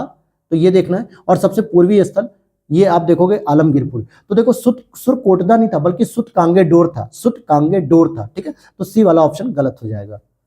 अगला पूछा रहा है, निम्नलिखित कथनों में से कौन सा लोथल के संबंध में सही नहीं है? लोथल के संबंध में कौन सा सही है? यह कैम्बे की खाड़ी के पास स्थित एक पत्तन है और इसका उत्खनन प्रोफेसर SR राव ने किया। यह एक प्राकृतिक बंदरगाह है और यहाँ कोई नगर दुर्ग नहीं था। तो यही आप देखोगे कि प्राकृतिक बंदरगाह के बारे में पूछा रहा है कि क्या ये लोथल के बारे में सही है कि नहीं। तो हम क्योंकि यह मुख्य रूप से दोस्तों प्राकृतिक नहीं था बल्कि कृत्रिम बंदरगाह था, ठीक है। तो यही बस गलत है। और बाकी ये लोथल बंदरगाह आप देखोगे तो भगवा नदी पर मिलता है, कैम्बे की खाड़ी के पास, तो यह भी सही है। SR राव ने इसकी खोज की थी और यहाँ पे कोई नगर दुर्ग नहीं था। अगले प्रश्न को देखते हैं अगर हम 57 नंबर प्रश्न को, तो पाटलिपुत्र में एक किले का निर्माण किसने कराया था? भाई पाटलिपुत्र में जो है कि एक किले का निर्माण अजातशत्रु ने किया था। किसने किया था? अजातशत्रु ने किया था। अगला प्रश्न है, निम्नलिखित में से कौन सा तोलका पीएम के संबंध में सही नहीं है? तो भाई तोलका पीएम की बात करेंगे तो तोलका पीएम जो एक तमिल साहित्य है और जिसको तोलका PR द्वारा लिखा गया था, ठीक है। तो यहाँ पूछ रहा कौन सा सही नहीं है? तो यह तमिल साहित्य का सबसे प्राचीन साहित्य, बिल्कुल सही। और इसकी रचना इलांगो आदिगल ने की थी, यही गलत है, क्योंकि मैंने अभी बताया कि तोल्कापियर ने की थी, न कि इलांगो आदिगल ने। क्योंकि इलांगो आदिगल जिसकी रचना करते हैं वो सबसे फेमस माना जाता है शिल्पादिकारम। क्या नाम है इसका? शिल्पादिकारम, ये करते हैं। और यह तमिल व्याकरण की एक रचना है, यह भी सही है। यह संगम काल की राजनीतिक और सामाजिक आर्थिक स्थितियों के बारे में जानकारी देता है, यह भी सही है। अगला प्रश्न 59 की बात करें तो निम्नलिखित कथनों में से कौन सा गुप्तकालीन सिक्कों के संबंध में सही नहीं है? तो 59 को अगर हम देखें तो इसे आप देखोगे कि चांदी के सिक्कों को रुपया कहा जाता है और सोने के सिक्कों को दिनार कहा जाता है। गुप्त काल के दौरान जारी किए गए सोने के सिक्कों की गुणवत्ता बहुत अच्छी थी। गुप्तकालीन शासक अनुष्ठान कार्य के पश्चात विशेष सिक्के जारी करते थे। तो सी वाला यहाँ पे स्टेटमेंट आपका गलत हो जाएगा, क्योंकि चांदी के सिक्कों को हम रुपया कह रहे थे, सोने के सिक्कों को हम दिनार कह रहे थे। गुप्तकालीन शासक अनुष्ठान कार्य के पश्चात विशेष सिक्के जारी करते थे। यहाँ लिखा गुप्त काल के दौरान जारी किए गए सोने के सिक्कों की गुणवत्ता बहुत अच्छी थी। तो देखो सोने के सिक्के हमारे गुप्त काल के दौरान आए ही नहीं थे, ठीक है, गुप्तोत्तर काल में आपको देखने को मिलेंगे।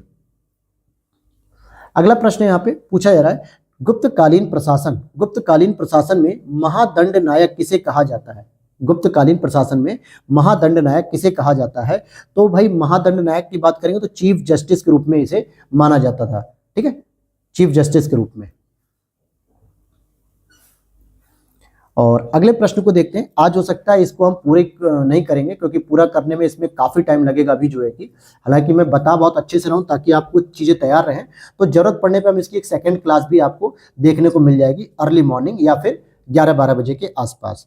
फिर देखते हैं निम्नलिखित शासकों में से नागानंद नाटक का लेखक कौन था? तो नागानंद की बात कर रहा तो ये हर्षवर्धन ने लिखा था, नागानंद। हालांकि इन्होंने रत्नावली और प्रियदर्शिका ये 2 नाटक और भी लिखे थे, लेकिन नागानंद भी हर्षवर्धन ने लिखा था।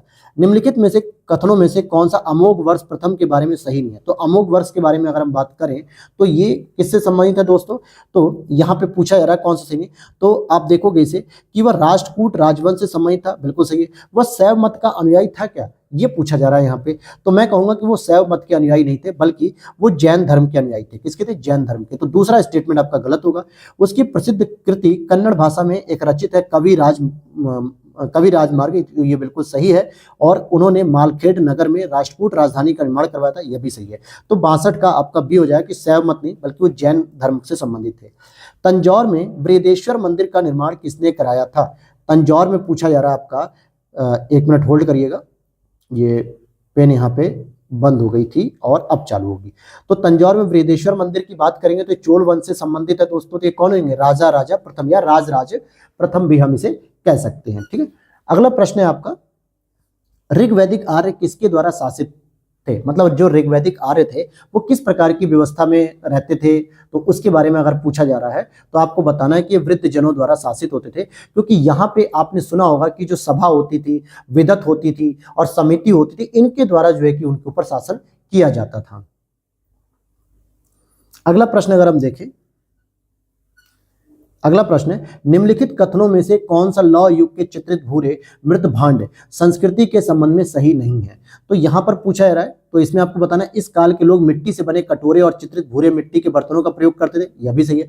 चित्रित भूरे मृदभांड स्थले पूर्वी यूपी बिहार के निकटवर्ती इलाकों में स्थित थे, यह भी सही है। इस युग के लोग लोहे के हथियारों का भी इस्तेमाल करते थे, यह भी सही है क्या? और इस काल में कई जनजातीय समूह और राज्यों का उल्लेख मिलता है, यह भी सही है। लेकिन अगर मैं कहूं तो बी वाला गलत हो जाएगा कि जो पेंटेड ग्रेव जो व्हील होते हैं यानी कि चित्रित भूरे मृदभांड, इस तरह ये पूर्वी यूपी बिहार के निकटवर्ती इलाकों में स्थित है, तो ये आपका गलत हो जाएगा। क्योंकि ये मुख्य रूप से आपको देखने को मिलेगा पश्चिमी यूपी में, पंजाब में, हरियाणा में, राजस्थान में, न कि कहीं आपके पूर्वी यूपी बिहार वगैरह में नहीं देखने को मिलते थे। अगला प्रश्न है आपका 66 की बात करेंगे तो यहाँ पे मिलान करना है दोस्तों। तो मिलान करने के लिए मुझे लगता है कूट भी है क्या? हाँ, कूट दिया है, लेकिन हम यहीं पर मिलान करेंगे इसका। ऐत्रेय उपनिषद और इसकी व्याख्या की बात कर रहे हैं। तो ऐत्रेय क्या मानता था कि ये आत्मा और चेतना की उत्पत्ति का विवरण देता है, तो ये आपका ए वाला सही हो जाएगा। छांदोग्य उपनिषद की बात करेंगे तो मंत्रों की लय और जाप से संबंधित था, तो ये भी सही हो जाएगा। कठ की बात करेंगे, कठ उपनिषद जिसे हम कहते हैं, तो नचिकेता और यम के बारे में जानकारी थी, और मुंडक में तो सत्यमेव जयते लिखा ही है, तो बिल्कुल इसके सारे के सारे मिलान सही है। तो क्वेश्चन नंबर हम देखेंगे 67 कि किस मौर्य सम्राट को अमित्र घात कहा जाता है? अमित्र घात का मतलब होता है शत्रुओं का हत्यारा, शत्रुओं का हत्यारा। तो वो आपका सही उत्तर हो जाएगा बिंदुसार को। ध्यान देना, बिंदुसार को कहा जाता है अमित्र घात। ठीक है, और ये एक मौर्य सम्राट था, यूनानी लेखक ने इन्होंने जो है कि अमित्रोचेट्स वगैरह ये सब कहा जाता था, और पतंजलि के महाभाष्य में इन्हें जो है अमित्र घात के नाम से जाना जाता है। आगे देखते हैं, अगर अगले प्रश्न की ओर देखें हम, तो अगला प्रश्न है, मौर्य प्रशासन के तहत भूमि कर एकत्रित करने वाले अधिकारियों को एक वर्ग को क्या कहा था? जब मौर्य प्रशासन में जो लैंड टैक्स जो होता था, भूमि टैक्स, उसे कौन कलेक्ट करता था? तो एग्रेनुमोई करता था। अब यहाँ पे जरा ध्यान से समझ लेना कि इसको लेके बहुत सारे बच्चों को कंफ्यूजन हो जाता है कि सर एग्रेनुमोई का जो कार्य है वो क्या है। ठीक है, तो देखिए इसमें क्या होता था कि जो किसान जो अपनी उपज का जो छठा हिस्सा देता था, यानी कि भाग के रूप में या अतिरिक्त कर बाली के रूप में, तो इसको जो कि कलेक्ट किया जाता था वो किसके द्वारा किया जाता था? एग्रोनोमोई के द्वारा किया जाता था। और एक होता है एग्रोनोमोई, एक कभी कभी आपको ऑप्शन में देखने को मिलेगा सड़क के निर्माण के लिए भी। ठीक है, तो वो भी आप उसके लिए मान सकते हो। अगला प्रश्न है आपका 69 नंबर पे, तो क्या पूछा जा रहा है? बेस नगर के बारे में पूछा जा रहा है ना। तो देख लेते हैं इसको। बेस नगर स्तंभ शिलालेख निम्नलिखित में से किसने स्वयं को भागवत के रूप में वर्णित किया है? तो इस शिलालेख में किसने अपने आप को कहा है? तो ये हेलियोडोरस का है। किसका है? हेलियोडोरस, जो कि एक गरुड़ स्तंभ के रूप में भी इसको जाना जाता है, क्योंकि इस शिलालेख पे जो उत्कीर्ण है वह स्वयं को भागवत यानी कि भगवान कृष्ण और गरुड़ विष्णु के वाहन का उपासक बताते हैं।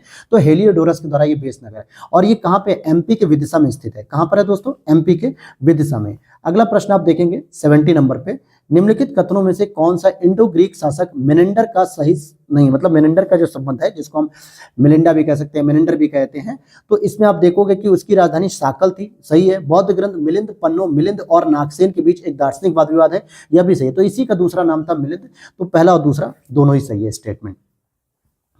फिर आगे देखते हैं, अगला प्रश्न है 71, कुषाण वंश के निम्नलिखित शासकों में से किसने अपने सिक्कों पर स्वयं को माहेश्वर घोषित किया था? माहेश्वर, ध्यान देने वाली बात है। तो विम कटफिसस, क्योंकि जो इसका संस्थापक था वो तो था कुजुल कटफिसस, जो विम कटफिसस का पिता था। ध्यान देने इस बात को। और ध्यान एक और बात का रखना है आपको, क्योंकि जो स्वर्ण सिक्के चलाने वाले लोग थे वो सबसे पहले हमारे कुषाण शासकों के द्वारा ही सबसे पहले जो है कि स्वर्ण सिक्के चलाए गए थे। फिर आगे बात करें गौतमीपुत्र सातकर्णी की, तो गौतमीपुत्र सातकर्णी से संबंधित नासिक अभिलेख जो है ये निम्नलिखित में से किस भाषा में है, तो ये प्राकृत भाषा में है और ये ब्राह्मण संबंधित थे, मतलब ये लोग अपने आप को ब्राह्मण कहते थे और ये अपने नाम के आगे पहले अपनी माता का नाम लगाते थे, इसलिए गौतमी पुत्र अर्थात कि इनकी माता का नाम था गौतमी और ये गौतमी के पुत्र हैं, इसलिए इनको गौतमीपुत्र कहा जाता है सातकर्णी। ठीक है, और साथ ही साथ इस शिलालेख में उन्हें शकों का मतलब कि संहारक बताया जाता है, पल्लवों का, यवनों का, क्षहरातों का विनाशक और सातवाहनों के गौरव के रूप में उन्हें स्थापित किया गया है। तो गौतमीपुत्र सातकर्णी बहुत ही प्रसिद्ध व्यक्ति मतलब शासक थे उस समय। अब यहाँ पे संगम युग में जो भूमि का विभाजन है और भूमि के प्रकार, ये भी कई बार पूछा जाता है। ठीक है, यूपीएससी के लेवल पर यह प्रश्न पूछा जाता था, लेकिन अब पीसीएस में भी ये प्रश्न पूछे जाते हैं।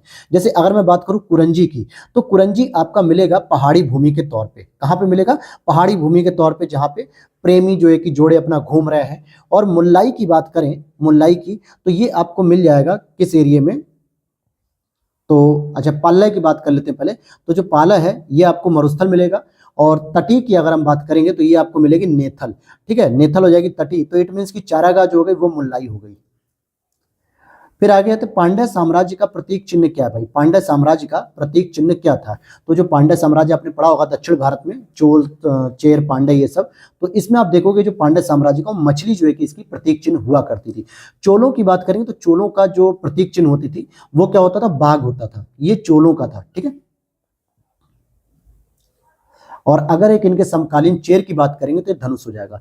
तो पांड्य का क्या होता था? मछली, और चेर का क्या होता था? धनुष, और चोल का क्या होता था? बाघ होता था। ठीक है, तो ये इनके प्रतीक थे। जैसे हमारे भारत का जो है कि हम लोग प्रतीक मानते हैं ना, तो उसी तरीके से इसका भी था। मौर्योत्तर काल में जो श्रेणी थी या श्रेणी थे, ये कौन थे? श्रेणी या श्रेणी कौन थे ये लोग? तो ये आपके व्यापारियों का एक समूह होता था जो नियम कानून भी बनाता था। ये मौर्योत्तर काल के समय देखने को मिलता है। अगला प्रश्न आपका देखने को मिलेगा हमें, क्या है कि निम्नलिखित में से किसने समुद्रगुप्त को भारत का नेपोलियन कहा था? तो समुद्रगुप्त को किसने भारत का नेपोलियन कहा था? तो ये वीए स्मिथ साहब ने कहा था। किसने कहा था? वीए स्मिथ साहब ने कहा था। और उनकी उपलब्धियां प्रयाग प्रशस्ति जो इलाहाबाद स्तंभ है उस पर भी उत्कीर्ण है, जिस पर अशोक के बाद मुगल सम्राट जहांगीर के शिलालेख भी देखने को मिलते हैं। तो ये समुद्रगुप्त की उपलब्धियों के बारे में।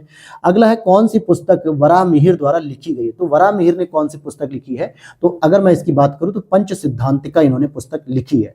और ये गुप्त शासक में जो चंद्रगुप्त द्वितीय रहते थे उनके दरबार में ये नवरत्न के रूप में माने जाते थे और ये मुख्य रूप से गणितज्ञ और ज्योतिषी दोनों ही कहलाते थे। हालांकि इन्होंने पंच सिद्धांतिका भी लिखी है, बृहत संहिता भी लिखी है, ध्यान देना, बृहत संहिता भी लिखी है और एक बृहत जातक भी इन्होंने पुस्तक लिखी है। तो 3 महत्वपूर्ण पुस्तकें इन्होंने लिखी हैं। अगला प्रश्न आता है आपका 78 नंबर पे, क्या है? अजंता गुफाओं के शैलकृत बौद्ध विहार और चैत्य किस वाकाटक राजा के संरक्षण में बनाए गए थे? जो अजंता में जो विहार और चैत्य बनाए गए थे, आप पढ़ते हो, तो ये किसके संरक्षण में बनाए गए थे? तो ये वाकाटक शासक था एक हरिसेन, उसके ही समय में बनाए गए थे। और अगर हम बात करें विंध्य शक्ति वन की, तो विंध्य शक्ति की बात करेंगे प्रथम, तो ये वाकाटक वंश का संस्थापक था। ठीक है, ये क्या हो जाएगा? वाकाटक जो वंश था उसका संस्थापक माना जाता है। अगला प्रश्न है, गुप्त साम्राज्य के निम्नलिखित प्रशासनिक प्रभागों पर विचार कीजिए और उन्हें छोटी इकाई से सबसे बड़ी इकाई तक व्यवस्थित करिए। तो यही प्रश्न आप देखोगे कि आरओ के एग्जाम्स में भी आया था कि नहीं आया था? तो second, fourth, third, one, it means कि सबसे पहले आपको देखने को मिलेगा ग्राम, सबसे छोटी इकाई होती है, उसके बाद आपको वीथी देखने को मिलेगा, फिर उसके बाद और बड़ा देखोगे तो आपको विषय मिलेगा देखने को, विषयपति, और उसके बड़ा और देखोगे तो आपको भुक्ति देखने को मिल जाएगा। तो ये आप देखोगे, जिसने इस टेस्ट पेपर को किया होगा तो आरओ का तो एक प्रश्न उसने यहीं से सही कर लिया होगा। ठीक है, आगे देख लेते हैं। अब इसके बाद हम करते हैं क्वेश्चन नंबर 80 की बात करते हैं। तो क्या कह रहा है 80 नंबर प्रश्न में, निम्नलिखित में से कौन बीज गणित के जनक और भारत के सबसे पहले ज्ञात खगोल शास्त्री थे?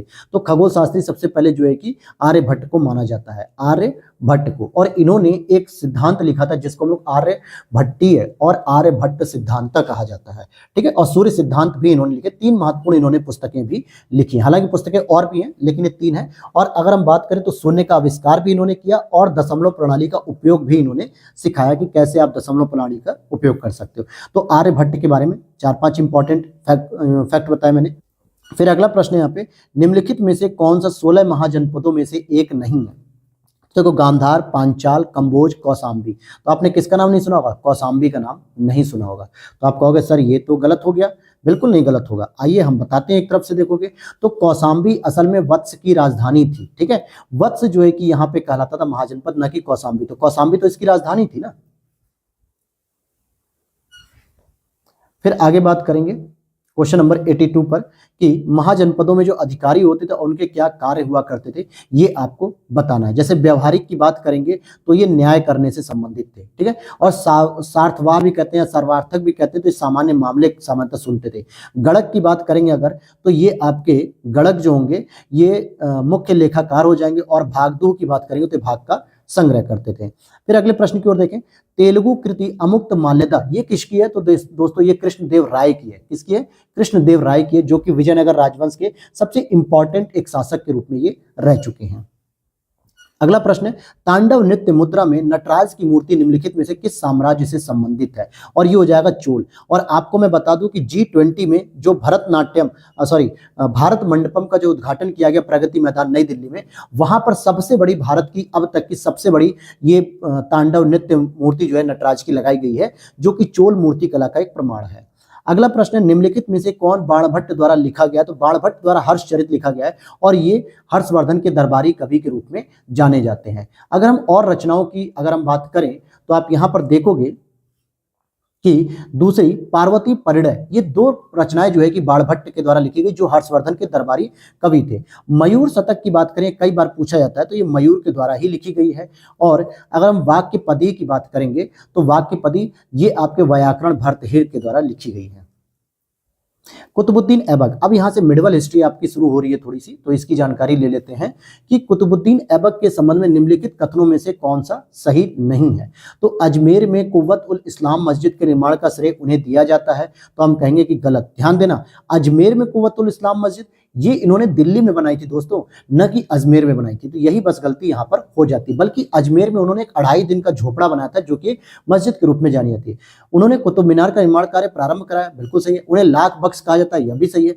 और हसन निजामी फखरुद्दीन उसके शासनकाल के आश्रय प्राप्त लेखक थे, यह भी सही है। तो ध्यान देना कि जो कुव्वत उल इस्लाम मस्जिद है ये दिल्ली में कुतुब मीनार का जो कॉम्प्लेक्स है उसी में आपको देखने को मिलेगा, न कि अजमेर में। एकता प्रणाली की बात करेंगे तो इसमें कौन सा सही नहीं है। यह कृषि पर कर लगाने की एक प्रथा थी, इसमें वंशानुगत के प्रावधान थे। इसके अंतर्गत एक अधिकारी को वेतन के बदले एक क्षेत्र से राजस्व का अनुदान दिया जाता था। इसने सल्तनत के दूरस्थ हिस्से को केंद्र सरकार से जोड़ने में सहायता की थी। तो अब इसके बारे में आपको बताना है, तो इसका सही उत्तर हो जाएगा आपका कि कौन सा सही नहीं है, तो बी, क्योंकि एकता व्यवस्था को वंशानुगत नहीं माना जाता था, ठीक है। एकता व्यवस्था हालांकि आगे चल के फिरोज शाह तुगलक ने इसको वंशानुगत किया, तो ये कहा जाता है कि फिर उसकी सच में गत हो गई, यानी कि सच में वो खराब स्थिति हो गई।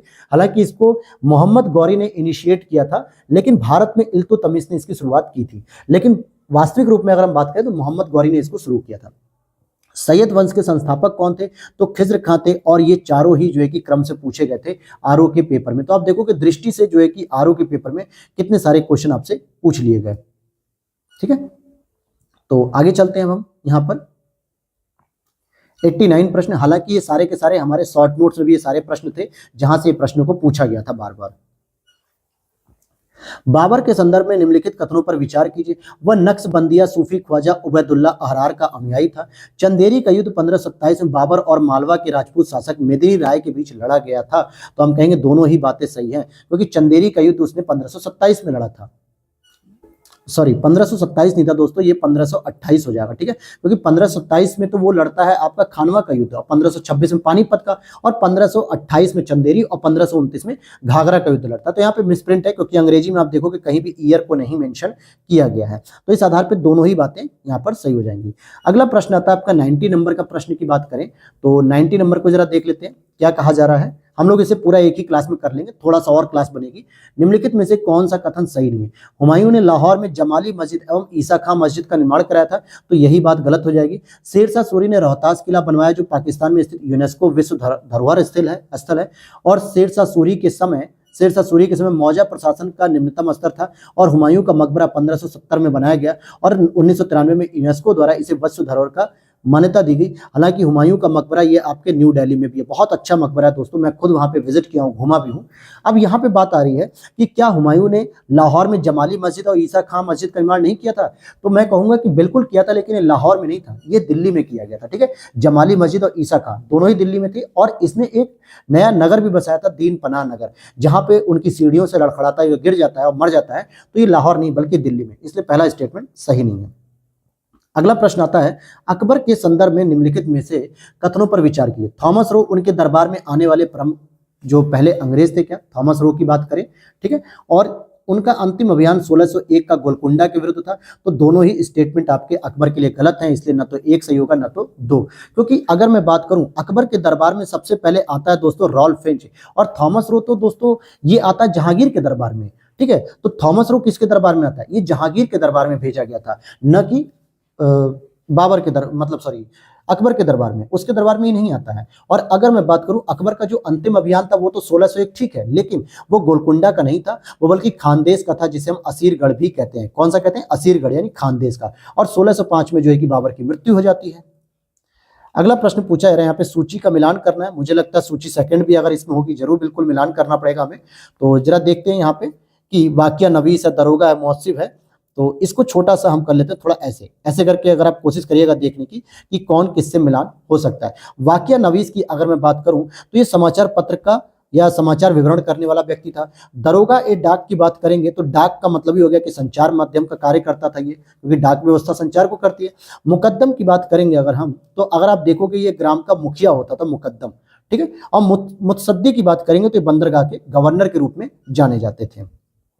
चलो थोड़ा सा जूम कर लेते हैं अब ताकि आपको दिखे पूरा प्रश्न। अगले प्रश्न को देखते हैं हम लोग, क्वेश्चन नंबर 93 को अगर हम देखें तो क्या पूछा रहा है, निम्नलिखित में से कौन सा कथन अकबर के भू राजस्व प्रशासन के बारे में सही नहीं है? तो देखते हैं, अकबर ने 10 साला भूमि राजस्व प्रणाली को शुरू किया था, बिल्कुल सही बात है। चाचर भूमि पर प्रत्येक वर्ष खेती की जाती थी, ऐसा बिल्कुल भी नहीं है, बल्कि चाचर भूमि की अगर हम बात करेंगे तो इस पे 3 या 4 वर्ष में एक बार खेती की जाती थी, बल्कि प्रत्येक वर्ष जिस पर खेती होती थी उसे हम लोग पोलज भूमि कहते थे। और प्रति की बात है जिसपे हम कह सकते हैं कि 2 वर्ष में एक आध बार खेती होती थी। और बंजर का मतलब है कि जिसमें 5 वर्ष में कोई भी खेती नहीं की गई। तो चाचर पे 3 से 4 बार में होती थी। तो ये आपका स्टेटमेंट बी वाला गलत हो जाएगा।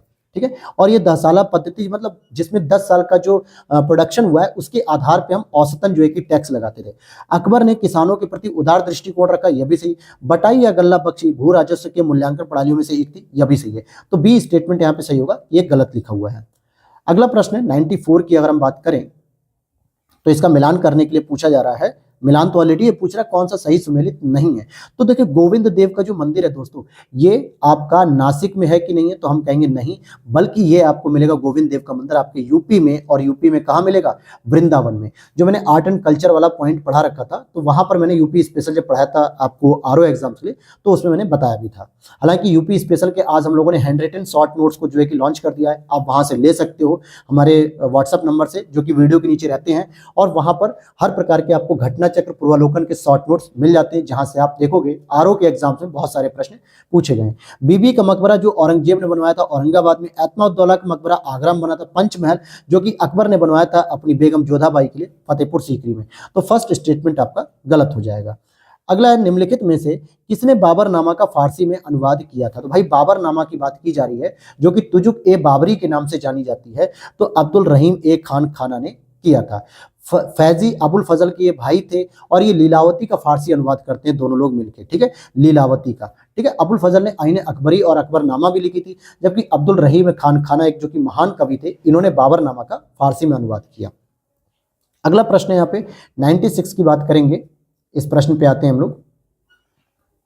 अगला यहाँ पे प्रश्न 96, डोमिंगो पायस या डोमिंगो पेस लिखा है, एक पुर्तगाली व्यापारी था जो राजा कृष्ण देव राय के शासनकाल के दौरान भारत आया था। कौन से पूछ रहा है? एक पुर्तगाली यात्री था, ये तो बात सही है। और इसने 1520 के आसपास विजयनगर साम्राज्य का दौरा भी किया था, लेकिन क्या इसने देखा था कि कृष्णदेव राय के शासन में आया था? बिल्कुल सही बात है, पहला स्टेटमेंट सही है।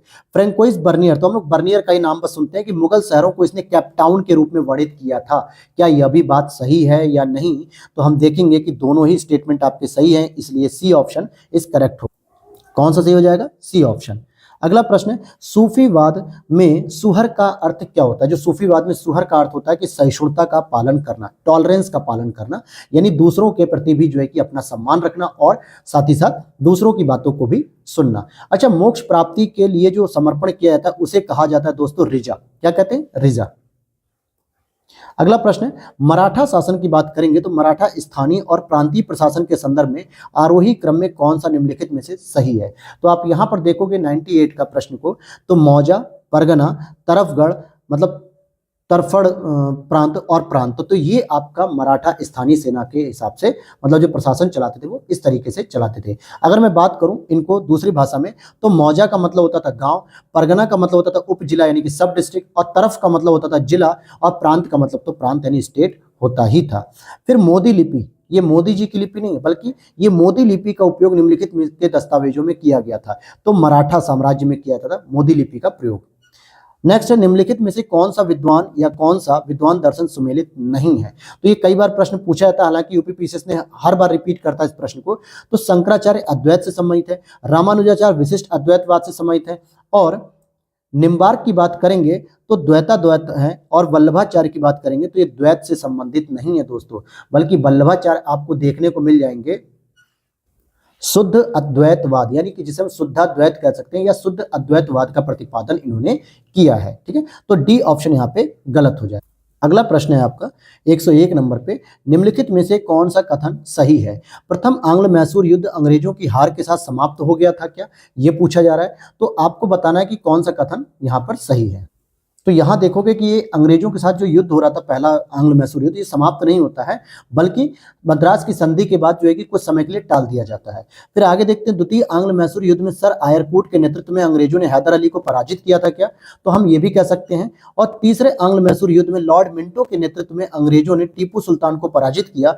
फिर यहाँ पूछ रहा है कि चतुर्थ आंग्ल मैसूर युद्ध में आर्थर वेलेस्ली के नेतृत्व में अंग्रेजों ने श्रीरंगपट्टनम में टीपू सुल्तान को पराजित किया। और अब हम यहाँ पर पूछ रहे हैं कि कौन सा कथन सही है। देखिए, इसका कथन जो होगा वो तीसरा सही होगा, लेकिन यहाँ पे करेक्ट कर लेना, ये लॉर्ड मिंटो स्टेटमेंट हिंदी में गलत है। यहाँ देखोगे, in the third Anglo Mysore war English under Lord Cornwallis defeated Tipu Sultan, तो ये तीसरा वाला बिल्कुल सही होगा। ठीक है, क्योंकि चौथे युद्ध में तो श्रीरंगपट्टनम में टीपू सुल्तान होता ही नहीं, मर जाता है वो तो। ठीक है, ये ध्यान देना, तो इस चीज को आप देखना। और दूसरे में जो है कि हैदर अली मरता है, दूसरे युद्ध में हैदर अली मर जाता है, तो यहाँ पे लॉर्ड कॉर्नवालिस दिया, इसलिए हम अंग्रेजी वर्जन को ही करेक्ट मानेंगे। अगला देखते हैं 102 नंबर प्रश्न को। अगला प्रश्न है आपका, निम्नलिखित युद्धों पर विचार कीजिए और उन्हें काल क्रमों के अनुसार व्यवस्थित करने का काम करना है। तो अगर मैं बात करूं पिंडारी युद्ध की, तो पिंडारी युद्ध आपको देखने को मिलेगा 1817 से 18 के बीच में। आरकोट का युद्ध आपको देखने को मिल जाएगा 1751 में। ठीक है, 1751 में। प्लासी का युद्ध आपको पता है कि 1757 में होता है, मतलब 1500 नहीं, 1757 में होता है। और प्रथम कर्नाटक वॉर जो आपको बिल्कुल पता होना चाहिए कि 1740 से 48 के बीच में हुआ था। तो इस आधार पे अगर जब आप मिलान करोगे तो थर्ड मतलब ए ऑप्शन आपका सही हो जाएगा।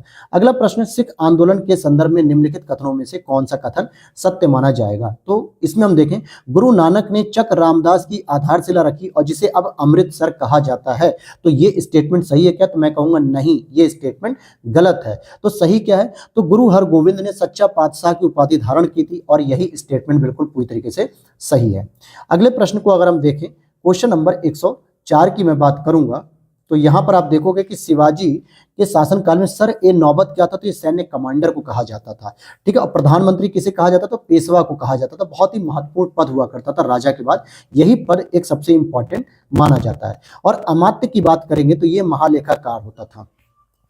अगला प्रश्न है 105 नंबर पे कि बंगाल के निम्नलिखित नवाबों में से किसने मुगल सम्राट को कर देना बंद कर दिया था? मुगल सम्राट को कर देने का बंद करने का काम किया था अलीवर्दी खान ने। किसने किया था? अलीवर्दी खान ने किया था।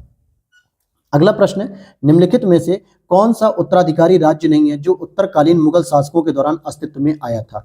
तो कब पूछा रहा? उत्तरकालीन मुगल शासकों के दौरान ये अस्तित्व में आया था, तो आपका हो जाएगा मैसूर, क्योंकि ये पहले से ही बना हुआ था हमारे यहाँ। उत्तराधिकारी राज्य किसे कहते हैं? ये मुगल प्रांत है जो साम्राज्य से अलग होकर राज्यों में बदल गए, जैसे अवध हो गया, बंगाल हो गया।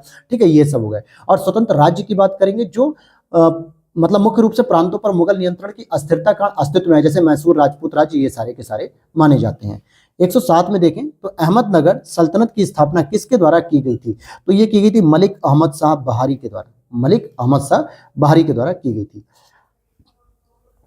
अगला प्रश्न है आपका 108 नंबर पे, निम्नलिखित से नागालपुरम के संस्थापक कौन थे? तो कृष्णदेव राय थे, कृष्णदेव राय, ये रहे विजयनगर साम्राज्य के संस्थापक थे और इन्होंने जो है कि अमुक्त माल्यता नाम की पुस्तक लिखी थी। हालांकि ये तुलुप वंश से संबंधित थे। कौन से वंश से संबंधित थे? क्योंकि विजयनगर साम्राज्य में 4 वंश जो है कि आते हैं। सबसे पहले आता है संगम, फिर सुलुप, फिर तुलुप, फिर लास्ट में अराविडु वंश आते हैं। तो इस तरीके से तुलुप वंश से संबंधित व्यक्ति थे। अब आते हैं अगले प्रश्न पे कि गोलकुंडा सल्तनत पर निम्नलिखित में से किस राजवंश का शासनकाल चल रहा था? तो कुतुब शाही का चलता था, कुतुब शाही का। ठीक है। अगला प्रश्न है, बहमनी साम्राज्य के संदर्भ में निम्नलिखित में से कौन सा कथन सही है? तो यहां पे देखोगे आप कि अलाउद्दीन बहमन शाह ने प्रशासन का सामंतवादी प्रारूप अपनाया, यह भी सही है। दौलताबाद के निकट फिरोज शाह बहमनी द्वारा एक वेधशाला बनवाई गई थी, यह भी सही है। तो 1 और 2 दोनों ही स्टेटमेंट यहां पर सही है। अगला प्रश्न अगर हम देखते हैं 111 नंबर, अब यहां पर आपको कुछ करंट अफेयर्स के प्रश्न देखने को मिलेंगे। हालांकि करंट अफेयर्स के लिए आप मेरी करंट अफेयर्स की क्लास को फॉलो कर सकते हो, जिसमें मैंने ई दृष्टि को पूरा कंप्लीट कराया है। ठीक है, ई दृष्टि और साथ में घटनासार जो आती है, तो इन दोनों के आपको हैंड रिटन नोट्स वगैरह भी मिल जाएंगे। इसकी जानकारी आप व्हाट्सएप नंबर पर ले सकते हो, वहां से पेमेंट करके, और बाकी क्लासेस आप देख सकते हो हमारे यूट्यूब चैनल पे। पूरी करंट अफेयर्स आपको अच्छे से मैंने कवर कराया है। तो इसमें देखते हैं निम्नलिखित में से कौन सा देश हॉकी विश्व कप 2023 का प्रथम उपविजेता रहा? ये बड़ा प्रश्न पूछा जाता है कि उपविजेता करके बात करें तो जर्मनी ने बेल्जियम को हराकर जो है कि जीत लिया था। तो उपविजेता जो है कि बेल्जियम था और जर्मनी विजेता था। हालांकि इसका आयोजन भारत के ओडिशा में किया गया था। जो world cup, hockey world cup हो रहा था, ये भारत के इसमें ओडिशा में किया जा रहा था। ठीक है, तो ये हो जाएगा आपका बी ऑप्शन। निम्नलिखित में से किस स्थान पे भारत का पहला ऑनलाइन गेमिंग एक्सीलेंस सेंटर बनाया रहा है? क्योंकि भारत में अब ऑनलाइन गेमिंग एक नया कल्चर डेवलप हो रहा है, यानी कि बहुत अधिक इसकी डिमांड हो रही है। तो इसकी बात करेंगे तो शिलोंग में। कहां पे हो रहा है? शिलोंग में। और शिलोंग किस राज्य के अंतर्गत आता है? अगर आपको पता हो तो कमेंट सेक्शन में बता देना। भारत के 78वें ग्रैंड मास्टर कौन है? तो ये चेस से संबंधित होते हैं और ये कौस्तव चटर्जी है। कौन है? कौस्तव चटर्जी, जो कि पश्चिम बंगाल के 10वें ग्रैंड मास्टर भी कहे जाते हैं। निम्नलिखित पदक विजेताओं पर विचार करना है आपको। और यहाँ पे अगर मैं कहूँ कि उपरोक्त में से किसे पद्म विभूषण से सम्मानित किया गया, तो यहाँ पूछा जा रहा है आपसे कि पद्म विभूषण से सम्मानित किया गया। तो देखिए, मुलायम सिंह यादव जी को भी पद्म विभूषण से दिया गया था मरणोपरांत। ये सार्वजनिक मामले से संबंधित थे, तो ये भी सही है।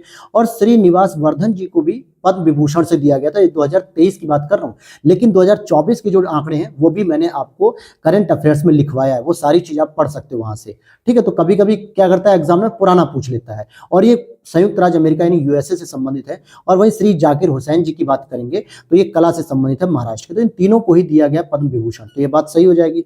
अगले प्रश्न को देखते हैं, क्वेश्चन नंबर 115 की बात करें तो निम्नलिखित में से किस स्थान पे विश्व का पहला ताड़पत्ता पांडुलिपि संग्रहालय स्थापित किया गया था?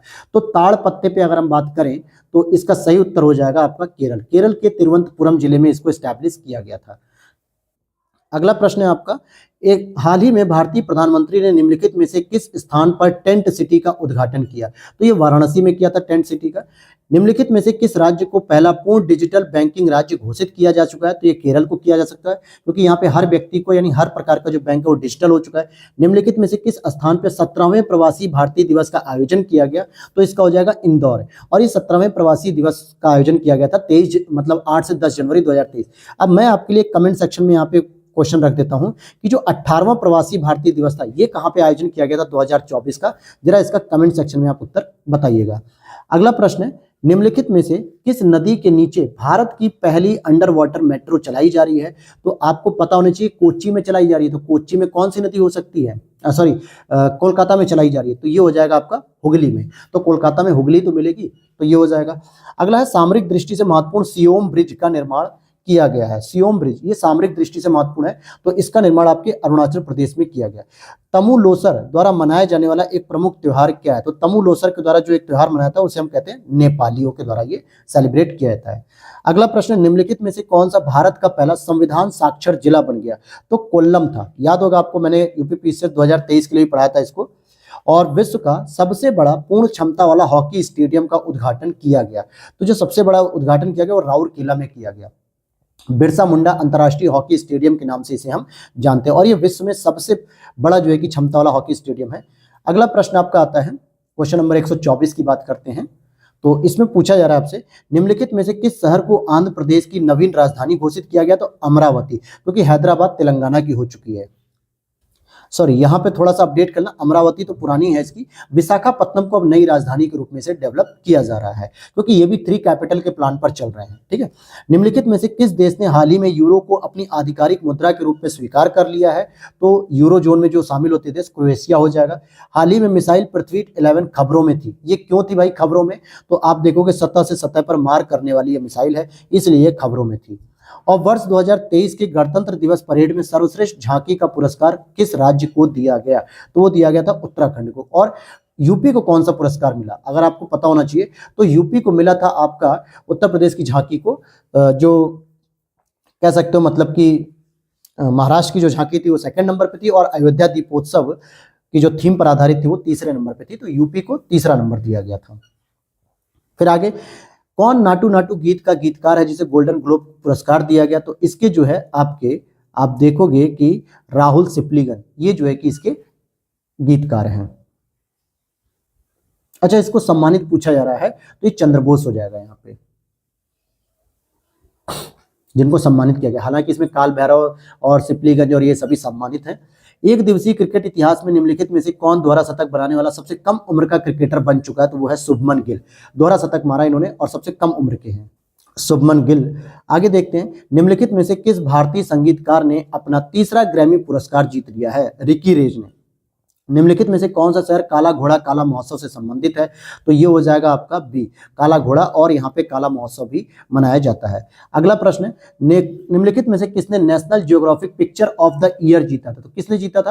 हालांकि थोड़ा सा आपको परेशान कर सकता है ये करंट अफेयर्स, लेकिन आयोग के द्वारा क्या होता है कि जब 1 साल पुराना या 6 महीने पुराना ही पूछा जाता है तो आपको प्रॉब्लम आ जाती है। तो कार्तिक सुब्रमण्यम ने जीता था। आगे देखें, अंतर्राष्ट्रीय बौद्धिक संपदा सूचकांक 2023 में रैंकिंग क्या है भारत की? तो 42वीं रैंकिंग है, लेकिन मैं आपको ऑलरेडी लेटेस्ट रैंकिंग पढ़ा चुका हूं, तो आप जरा उसे बताइएगा। निम्नलिखित में से किसे वर्ल्ड बैंक समूह के अध्यक्ष के रूप में नियुक्त किया गया है? तो यहाँ पे अजय बंगा साहब हो जाएंगे। अच्छा, वर्ल्ड बैंक के तो चेयरमैन हो जाएंगे ना अजय बंगा। अगर हम बात करें कि अध्यक्ष की, तो रघुराम राजन नहीं, ये समूह के अध्यक्ष, हाँ अजय बंगा होगा दोस्तों, बिल्कुल सही बात है, अजय बंगा। आगे देखते हैं अगले प्रश्न को, क्वेश्चन नंबर 135 की बात करेंगे। यहाँ पे कुछ व्यक्ति हैं और उनसे संबंधित क्षेत्र हैं, तो यहाँ पूछा जा रहा है कौन सा सही मिलान नहीं है। तो देखिए, कनक रेले की बात करेंगे तो ये मोहिनी अट्टम से संबंधित है। जेसविन एल्ड्रिन की तो लॉन्ग जंपर की बात करें, ऐश्वर्य प्रताप तोमर तो ये भारतीय खेल निशानेबाज है, और रचित रविंद्र की बात करेंगे तो ये शतरंज से नहीं बल्कि क्रिकेट से है, और ये भारतीय खिलाड़ी नहीं है, ये साउथ अफ्रीका या ऑस्ट्रेलिया के खिलाड़ी हैं। ये विग्नेस एनआर कौन है भाई? विग्नेस एनआर जो है वो आपके शतरंज के खिलाड़ी हैं। और निम्नलिखित में से किसने विक्ट्री सिटी उपन्यास लिखा है भाई? विक्ट्री सिटी की बात की जा रही है, तो ये उपन्यास लिखने वाले हो गए आपके सलमान रश्दी।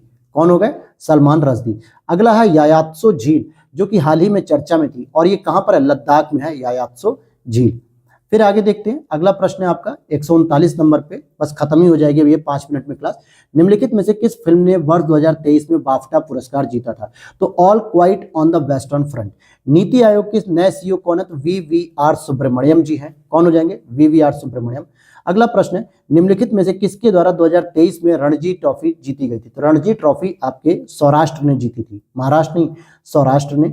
निम्नलिखित में से कौन सा राष्ट्रीय विज्ञान दिवस 2023 का विषय था? यानी कि थीम पूछ रहा है आपसे, क्योंकि जो साइंस डे होता है उस पे जो है कि एक थीम जो है कि की जाती है। हालांकि 28 फरवरी को फिर से होगा, लेकिन हो सकता है तब तक ये 17 मार्च का पेपर जो रहेगा उसमें ये प्रश्न ना पूछा जाए, इसलिए 142 का हो जाएगा बी, वैश्विक कल्याण के लिए वैश्विक विज्ञान। अगला, निम्नलिखित में से सामाजिक विकास आयोग के 62वें सत्र की अध्यक्षता किसके द्वारा की गई है? तो इसकी बात करेंगे तो रुचिरा कंबोज के द्वारा की गई है। रुचिरा कंबोज जो कि यूएन में भारत की प्रतिनिधि के रूप में रहती हैं। और अगले प्रश्न को देखते हैं हम लोग, क्वेश्चन नंबर 144। तो ऑस्ट्रेलियन ओपन का पुरुष एकल खिताब किसने जीता है? तो ये जोकोविच ने जीता है, ठीक है, नोवाक जोकोविच जिन्हें हम कहते हैं। और ये किस देश के हैं? अगर आपको पता होना चाहिए तो ये मैं बता दूं आपको, तो ये सर्बिया के हैं। अगला प्रश्न है यहाँ पे कि निम्नलिखित में से किस स्थान पर लिथियम के भंडार पाए गए हैं? किसके भंडार पाए गए हैं? लिथियम के। तो अभी हमारे यहाँ भारत में लद्दाख में जो है कि लिथियम के भंडार पाए जाने की संभावना थी, लेकिन अगर हम बात करें तो जम्मू कश्मीर में एक रियासी नाम का एक जिला है, वहां पर मिला था लगभग 5.9 मिलियन। तो ये लद्दाख नहीं बल्कि जम्मू कश्मीर में आएगा। अगला प्रश्न होगा, निम्नलिखित में से कौन सा राष्ट्रपति भवन के मुगल गार्डन का नाम रख दिया गया है? तो जरा आप बता सकते हो क्या? अमृत उद्यान है या राम वाटिका? बताइए, गैस करिए, तब तक मैं उत्तर आपको बता रहा हूँ। फिर अमृत उद्यान रखा गया है। देखिए करंट अफेयर्स में तो आपको कुछ समझाना होता नहीं, बस रटना होता है, जितना आप रट लेंगे उतना ठीक है, नहीं रटेंगे तो कोई बात नहीं, और सारे प्रश्न आएंगे। लेकिन जीएस के प्रश्न आपके समझने होते हैं, समझाने होते हैं स्टोरी वाइज, तो आपको वो चीजें अच्छे से तैयार होनी चाहिए। भारी भूकंप के दौरान तुर्की और सीरिया की सहायता करने के लिए भारतीय सेना ने एक ऑपरेशन चलाया था, जिसको हम लोगों ने कहा था ऑपरेशन दोस्त के नाम से, और ऑपरेशन गंगा ये यूक्रेन से निकालने के लिए था। निम्नलिखित में से किसके द्वारा the poverty of political economy, यानी कि गरीबी, जो राजनीतिक अर्थव्यवस्था, उसकी गरीबी की बात की जा रही है, तो ये मेघनाथ देसाई के द्वारा लिखी गई है। हालांकि कार्ल मार्क्स भी इसके राइटर है, लेकिन यहाँ पे पूछा ही जा रहा है इस सेंस में इंडियन राइटर के रूप में। अगला प्रश्न आपका आता है कि तर्कस अभ्यास किसके बीच आयोजित किया गया था? तो ये आपका राष्ट्रीय सुरक्षा गारद एनएसजी और अमेरिकी विशेष अभियान बल एसओएफ के बीच किया गया था। और यहाँ पे हम लास्ट प्रश्न को पढ़ेंगे, विश्व आर्द्रभूमि दिवस या वर्ल्ड वेटलैंड डे 2023 का विषय क्या था? तो अगर मैं कहूं तो वेटलैंड रिस्टोरेशन, लेकिन ये जो आपका 2 फरवरी को आयोजित किया था, इसलिए अब जो आपका 2 फरवरी 2024 को हुआ है उसकी थीम आपको पता होनी चाहिए। तो ये तो था दोस्तों आपका GS1, अर्थात हम कह सकते हैं कि हमारा टेस्ट नंबर 1 था, जो पूरी तरीके से इतिहास पर आधारित था। और इसी प्रकार से आपको दृष्टि के साथ ध्येय IAS के भी टेस्ट सीरीज मिलती रहेगी। तो वीडियो अच्छी लगी तो लाइक कर देना दोस्तों, आप पहली बार चैनल पे हो तो सब्सक्राइब जरूर कर लेना, और मिलते हैं एक बार नेक्स्ट वीडियो में। Thanks for watching.